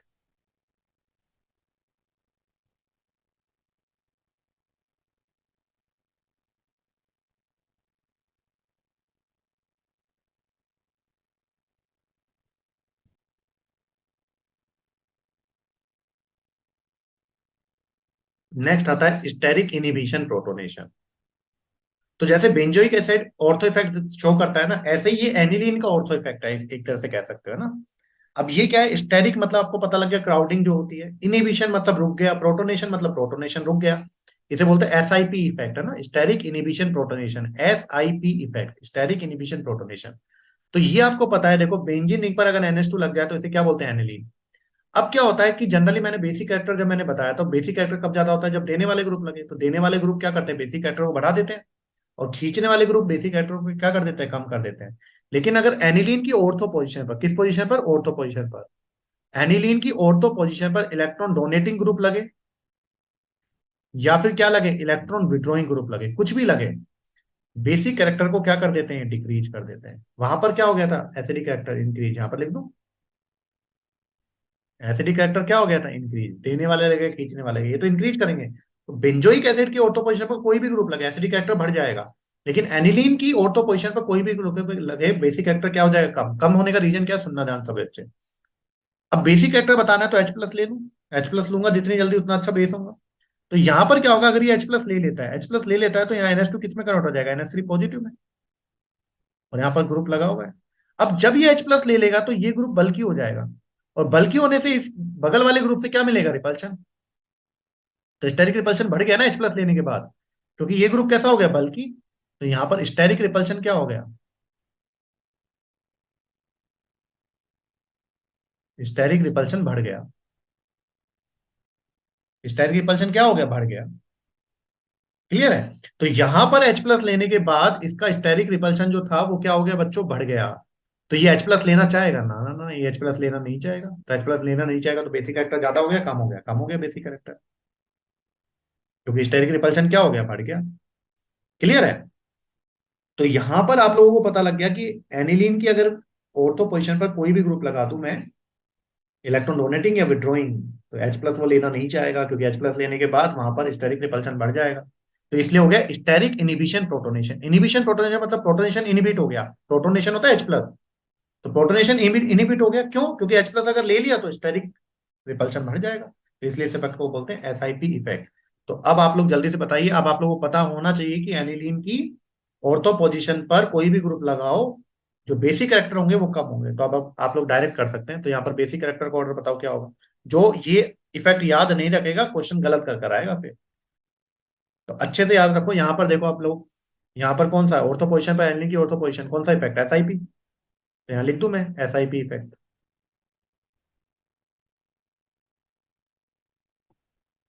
तो SIP इफेक्ट। तो जल्दी से आप बताओ मुझे बेसिक कैरेक्टर। तो बी का तो सबसे कम हो गया, टेंशन ही नहीं। तो बी का तो कम हो गया। तो बताओ यहाँ पर क्या बचा, ACOD। अब सी में क्या है, यहाँ पर ग्रुप लगा हुआ है और यहाँ पर ग्रुप लगा हुआ है। सी वाला किससे दे रहा है बताओ, प्लस आई से। अगर सी वाला देखूं तो मेटा पर तो हाइपर और रेजोनेंस लगता नहीं, ये तो प्लस आई से दे रहा है, और ये किससे दे रहा है, प्लस आई से। जो ज्यादा देगा, जो ज्यादा देगा उसका बेसिक कैरेक्टर क्या होगा, ज्यादा। तो सबसे ज्यादा बेसिक कैरेक्टर किसका होगा, डी का। फिर किसका होगा, सी का। फिर एक बी का तो सबसे कम होगा, क्योंकि कौन सा इफेक्ट लग गया, SIP इफेक्ट लग गया, जो कि बेंजोइक एसिड का ऑर्थो इफेक्ट जैसा ही है। फिर किसका हो गया, ए का, और फिर किसका हो गया, बी का। कर सकते हैं, बिल्कुल ठीक है, बेसिक कैरेक्टर का ऑर्डर हो गया ना। नेक्स्ट देखो यहाँ पर ABCD, वापस से A B C और D। अब यहाँ पर आपको पता लग गया कौन सा इफेक्ट लग गया, ऑर्थो इफेक्ट। ऑर्थो इफेक्ट जैसा ही है, SIP इफेक्ट है वैसे तो ये। तो यहाँ पर कौन सा इफेक्ट लग गया, SIP इफेक्ट। तो इसका तो क्या हो गया, सबसे कम, तो सोचने की जरूरत ही नहीं है। तो अगर मैं बेसिक कैरेक्टर का ऑर्डर पूछूं, तो बेसिक कैरेक्टर का ऑर्डर बताओ, अब तीन बचे। अब इन तीनों को कंपेरिजन को, एक यहाँ पर है, एक यहाँ पर है। तो अब बताओ क्या हो जाएगा यहाँ पर, NO2। यहाँ पर मेटा पोजिशन पर रेजोनेंस और हाइपर तो लगता ही नहीं है, तो यहाँ पर क्या लगा, NO2 का माइनस आई होता है, और यहाँ पर -R। तो बताओ जो देगा वो ज्यादा बेसिक करेगा ना। तो बी का तो सबसे लास्ट हो गया, बी का तो सोचना ही नहीं है, SIP इफेक्ट की वजह से सबसे कम बेसिक हो गया। अब अच्छा ACOD, सी भी खींच रहा है, डी भी खींच रहा है, तो खींचेंगे तो बेसिक कैरेक्टर कम होगा ना, तो उससे सही तो ए है। अब अच्छा COD में से जो कम खींचेगा वो ज्यादा सही है, क्योंकि इसके पास चार्ज डेंसिटी रहेगी ना, तो H प्लस आना चाहेगा, है ना। तो कौन हो जाएगा फिर, सी, और फिर कौन हो जाएगा, डी। तो ये किसका ऑर्डर हो गया, बेसिक कैरेक्टर का। तो इस तरीके से आप लोग कौन सा इफेक्ट कर सकते हो, स्टेरिक इनिबिशन प्रोटोनेशन। तो ये नोट करो, ये steric inhibition protonation.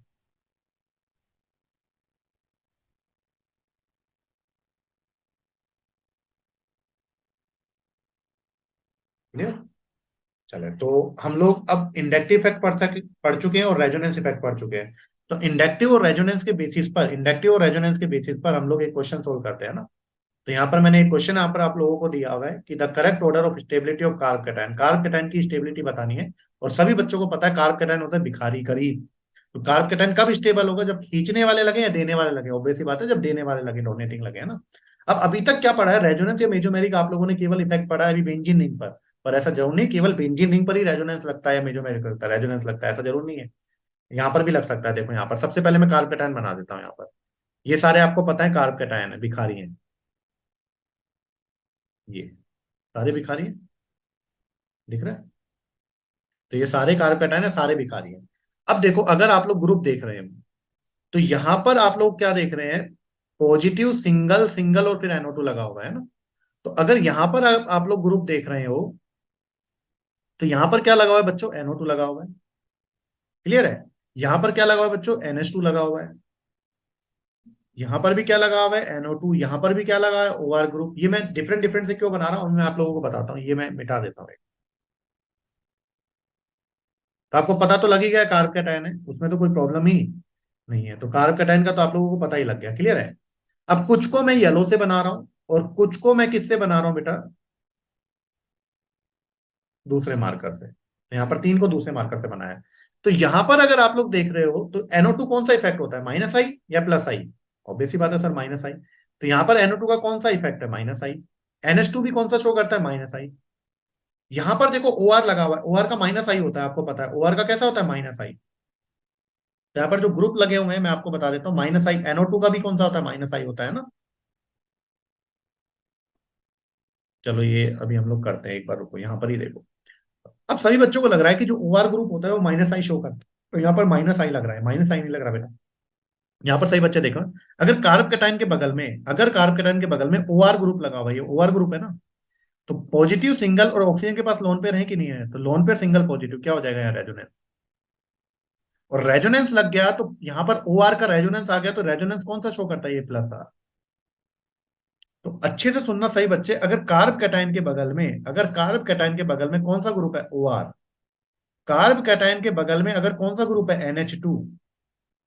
Carb cation के बगल में अगर कौन सा ग्रुप है, क्लोरीन। कार्ब कैटायन के बगल में अगर कौन सा ग्रुप है, OH। तो ये सब रेजोनेंस शो करते हैं, क्योंकि पॉजिटिव सिंगल और इसके पास लोन पेयर है, पॉजिटिव सिंगल इसके पास लोन पेयर है, पॉजिटिव सिंगल इसके पास लोन पेयर है, पॉजिटिव सिंगल इसके पास लोन पेयर है। तो हमेशा याद रखना बच्चों, अगर आपको एक लीनियर चैन दिखे और कार्ब कैटायन के बगल में ये चार ग्रुप दिख जाए, OR NH2 Cl और OH, तो ये सभी कौन सा शो करते हैं, प्लस आर। जब भी कार्ब कैटायन के बगल में दिख जाए, क्योंकि इन सभी के पास लोन पेयर है, तो positive single lone pair resonance में चला जाएगा वो, और इन सभी का प्लस आर इफेक्ट होता है, क्लियर है। तो पॉजिटिव के बगल में कौन दिख गया देखो, OH। तो लोन पेयर है कि नहीं है, तो इसका कौन सा इफेक्ट हो जाएगा, प्लस आर। पॉजिटिव के बगल में कौन दिख गया, NH2, तो लोन पेयर सिंगल पॉजिटिव, इसका कौन सा हो जाएगा, प्लस आर। पॉजिटिव के बगल में NO2, NO2 तो खींचने वाला होता है, तो ये हो गया माइनस आई। पॉजिटिव सिंगल सिंगल और फिर लोन पेयर है, तो पॉजिटिव सिंगल सिंगल और लोन पेयर, अब रेजोनेंस नहीं है।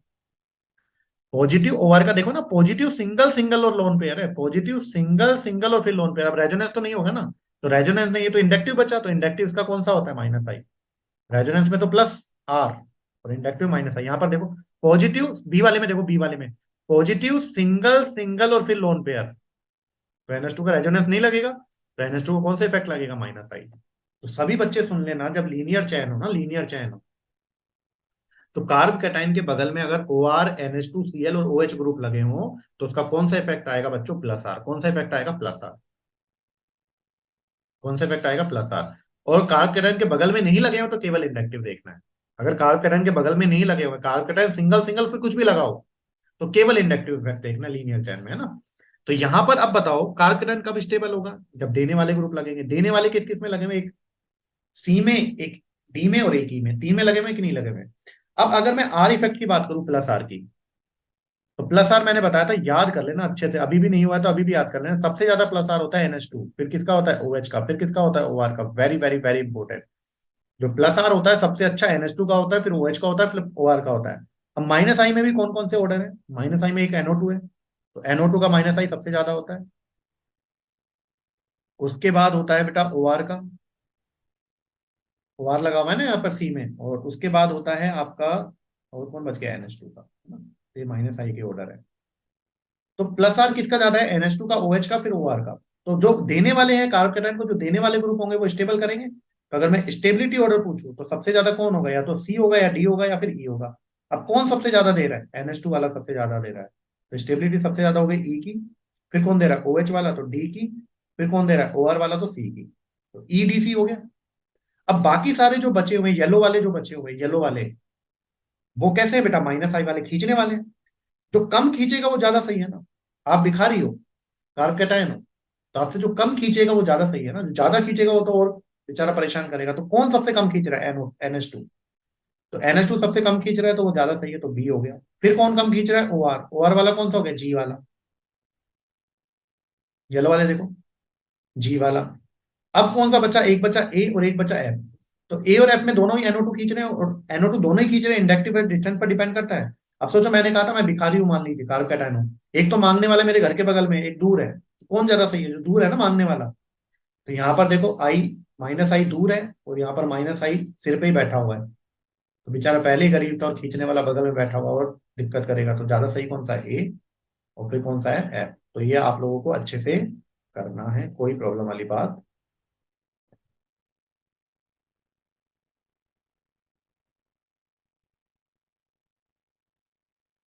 क्लियर। तो इस तरीके से आप लोग कर सकते हैं। इसमें इंडक्टिव और रेजोनेंस दोनों आ गया, तो ऐसा दिमाग से निकाल दे रेजोनेंस केवल बेंजीन पर लगाना है ना। कार्ब कैटायन बगल में अगर ये चारों ग्रुप आ गए तो रेजोनेंस शो करेगा। पॉजिटिव सिंगल लोन पेयर वाला ग्रुप आ गया तो, है ना। तो ये आप लोगों ने स्टेरिक इनिबिशन प्रोटेक्शन कर लिया था, ये वाला आप लोग करें। क्लियर। तो नेक्स्ट अब हम लोग चलते हैं, देखो, find acidic order of HA HB and HC। तो इनमें आपको तीन आपको हाइड्रोजन बनाए हुए हैं, इनमें आपको कौन सा ऑर्डर फाइंड करना है, एसिडिक ऑर्डर फाइंड करना है। तो हम लोग निकाल कर देखते हैं क्या क्या होता है ना। तो अगर मैं इस कंपाउंड से HA वाला रिमूव करता हूँ, HA वाला रिमूव करता हूँ, अब तो हाइड्रोजन हटाऊंगा, ये ए वाला हाइड्रोजन हटाऊंगा, जब H प्लस निकलेगा तो नेगेटिव चार्ज आएगा ना। जब H प्लस निकलेगा तो बच्चों कौन सा चार्ज आएगा, नेगेटिव। तो यहाँ पर देखो क्या बनेगा, यहाँ पर ये डबल बॉन्ड हो और यहाँ पर कौन सा चार्ज आ गया, नेगेटिव।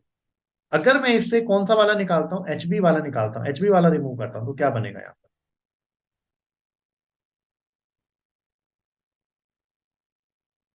यहाँ नेगेटिव आ जाएगा, HB वाला निकाला तो यहाँ से, है ना।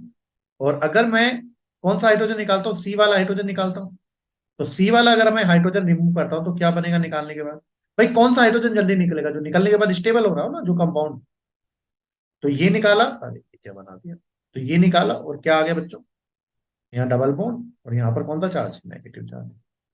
तो अगर मैंने ए वाला निकाला तो ये वाला ए निकालने के बाद है, ये बी निकालने के बाद है, और ये वाला सी निकालने के बाद है। H प्लस निकल रहा है, आपको बताना है एसिडिक ऑर्डर बताना है, मतलब H प्लस निकालना है। अब तीनों में से H प्लस निकालते, पहले ए वाला निकाला, फिर बी वाला निकाला, फिर सी वाला निकाला, बताओ H प्लस निकालने के बाद कौन ज्यादा स्टेबल हो रहा है। अगर पहले वाले को देखूं तो नेगेटिव सिंगल डबल रेजोनेंस, और डबल सिंगल डबल यहाँ पर भी क्या है, रेजोनेंस। यहाँ पर जो रेजोनेंस है या जो कॉन्जुगेशन है वो क्रॉस है ना। डबल सिंगल डबल, तो या तो कॉन्जुगेशन यहाँ से होगा, या फिर कॉन्जुगेशन कैसे होगा, यहां से होगा ना, डबल सिंगल डबल। तो ये कैसा कॉन्जुगेशन बना, cross conjugation, cross conjugation. Clear.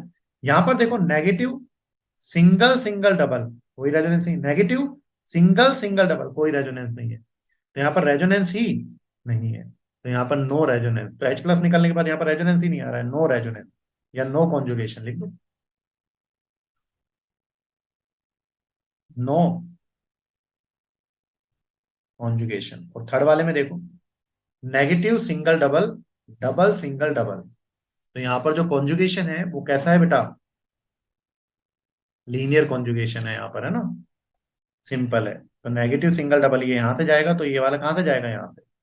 तो यहाँ पर तो क्रॉस कॉन्जुगेशन था, और यहाँ पर कैसा कॉन्जुगेशन है, कॉन्टिन्यूअस कॉन्जुगेशन, कॉन्टिन्यूअस कॉन्जुगेशन। तो अगर आपको याद हो तो मैंने बताया था कि continuous conjugation is more effective than cross conjugation, continuous conjugation ज्यादा अच्छा होता है क्रॉस से। तो बताओ इन तीनों स्ट्रक्चर में से अगर मैं ये ए बी सी कर दूं, ए बी और सी, तो ए बी सी में से कौन सी स्ट्रक्चर ज्यादा स्टेबल है।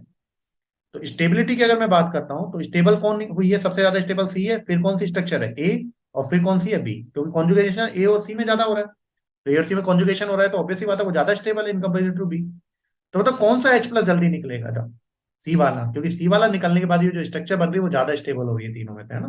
तो एसिडिक हाइड्रोजन का जो ऑर्डर होगा, जो एसिडिक हाइड्रोजन होगा वो सबसे ज्यादा कौन सा वाला होगा, सी वाला, क्योंकि H प्लस निकलने के बाद जो कार्बन आयन बन रहा है वो स्टेबल बन रहा है। तो ऐसी स्ट्रक्चर में अगर आपको दे दिया जाए ना तीन चार हाइड्रोजन और पूछा जाए कौन सा ज्यादा एसिडिक हाइड्रोजन है, तो H प्लस निकालने के बाद जो कार्बन आयन ज्यादा स्टेबल बन रहा होगा वो एसिडिक हाइड्रोजन ज्यादा होगा। तो कौन हो जाएगा सबसे ज्यादा, सी वाला, फिर कौन सा हो जाएगा, ए वाला, और फिर कौन सा हो जाएगा, बी वाला। तो इस तरीके से एसिडिक हाइड्रोजन का हम लोग क्या लिख सकते हैं, ऑर्डर लिख सकते हैं। क्लियर।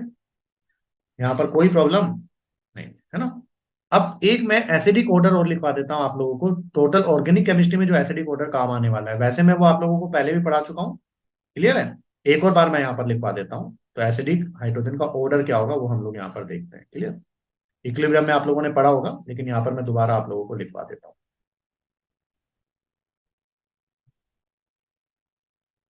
तो हम लोग यहाँ पर लिख रहे हैं बच्चों एसिडिक ऑर्डर। तो एसिडिक ऑर्डर की अगर हम लोग बात करें, ये दो तीन बार मैं लिखवाऊंगा, आप लोगों को याद हो जाएगा ना, केवल ऑर्गेनिक वाले लिखवा रहा हूँ मैं, एसिडिक ऑर्डर, है ना। और एक दो कंपेरिजन के लिए यहाँ पर लिखवा देता हूँ, H3O पॉजिटिव जो होता है वो एसिडिक होता है, इससे ज्यादा एसिडिक होता है सल्फोनिक एसिड है, SO3H होता है सल्फोनिक एसिड। फिर कौन आता है, कार्बोक्सिलिक एसिड। अभी हम लोग ऑर्गेनिक एसिड ले रहे हैं, कार्बोक्सिलिक एसिड, है ना। सल्फोनिक एसिड ज्यादा एसिडिक है, फिर कार्बोक्सिलिक एसिड है। उसके बाद आपका एसिडिक जो होता है वो कौन होता है, पानी। पानी के बाद कौन होता है, एल्कोहल। अल्कोहल क्यों, पानी के बाद अल्कोहल क्यों आता है, आप लोग खुद देखो यहाँ पर। अगर मैं पानी की बात करूं, मैंने कहा था ना, अभी अभी बता चुका हूं मैं, एक अच्छा एसिड कौन होगा जो जल्दी H+ निकालेगा, कब निकालेगा, जब देने वाले या खींचने वाले। मैंने कहा था इलेक्ट्रॉन विड्रॉइंग ग्रुप लगेंगे खींचने वाले, तो एसिडिक कैरेक्टर ज्यादा हो गया ना। तो यहाँ पर आपके पास क्या है, पानी, और यहाँ पर आपके पास क्या है, अल्कोहल। तो यहाँ पर देखो अल्कोहल में क्या होता है, अल्कोहल में देने वाला ग्रुप लग गया ना, और देने वाले ग्रुप तो एसिडिक कैरेक्टर को कम करते हैं। तो अगर मैं एसिडिक कैरेक्टर की बात करता हूँ, इन दोनों में एसिडिक कैरेक्टर की बात करता हूँ, तो पानी और अल्कोहल में से कौन ज्यादा एसिडिक होता है, पानी। पानी वैसे आपको पता है न्यूट्रल है। ये तो वही बात होगी, दो कमजोरों में से कौन ज्यादा सही है ना, दो वीक में से कौन ज्यादा सही है। जैसे किसी के 720 में से एक के 10 नंबर है, एक के 11 नंबर है, तो हम लोग 11 वाले को ज्यादा सही बताएंगे, वो वही वही चीजें है ना। तो पानी तो न्यूट्रल होता है ना, फिर भी हम लोग कह रहे हैं पानी ज्यादा एसिडिक है, किससे, अल्कोहल से, क्योंकि अल्कोहल में देने वाला ग्रुप लग गया। लेकिन एक्सेप्शन तो हर जगह है। तो अगर मैं एक्सेप्शन की बात करता हूँ बच्चों, किसकी बात करता हूँ, एक्सेप्शन की बात करता हूं, तो जो मिथेनॉल होता है CH3OH, methanol is more acidic then water. ये अच्छे से याद कर लेना। तो अगर आप लोगों से पूछे एग्जामिनर कि पानी और अल्कोहल में से कौन ज्यादा एसिडिक होता है, वाटर। लेकिन अल्कोहल में केवल एक अल्कोहल है जो पानी से ज्यादा एसिडिक हो जाता है, methanol. Methanol methanol is more acidic then water, है ना। तो पहले कौन हो गया, एसिड पॉजिटिव, फिर सल्फोनिक एसिड, फिर कार्बोक्सिलिक एसिड, फिर वाटर, फिर अल्कोहल। अल्कोहल के बाद क्या आता है बेटा, अल्कोहल के बाद आता है अमाइन, सॉरी, अल्कोहल के बाद आता है एल्काइन। फिर एल्काइन के बाद कौन आता है, अमोनिया। अमोनिया तो वैसे बेस आप लोगों को पता है ना। और फिर कौन आता है, CH2 डबल बॉन्ड, CH2। फिर कौन आता है, CH3 है ना। तो ये हम लोगों ने किसका ऑर्डर लिखा है, एसिडिक कैरेक्टर का ऑर्डर लिखा है। मैं आपको बता दूं, जितने भी ऑर्गेनिक एसिड है सब वीक है। उन वीक में से कौन अच्छा है, सब वीकों का ऑर्डर है। वीक में से कौन अच्छा है वो हम लोगों ने यहाँ पर देखना है, HCO पॉजिटिव। फिर सल्फोनिक एसिड ज्यादा अच्छा एसिड है, किससे, कार्बोक्सिलिक से, फिर पानी, फिर अल्कोहल। पानी और अल्कोहल में तो पानी है, लेकिन एक एक्सेप्शन है कि जो एल्को मिथेनॉल होता है वो ज्यादा एसिडिक होता है, किससे, H2O से। फिर एल्काइन, फिर अमोनिया, फिर एल्कीन, और फिर एल्केन। कोई दिक्कत, तो आप लोग यहाँ तक कर सकते हैं ना। चलिए, तो ये नोट कर लें आप लोग सभी, ये कर ही लिया होगा, ये नोट करें,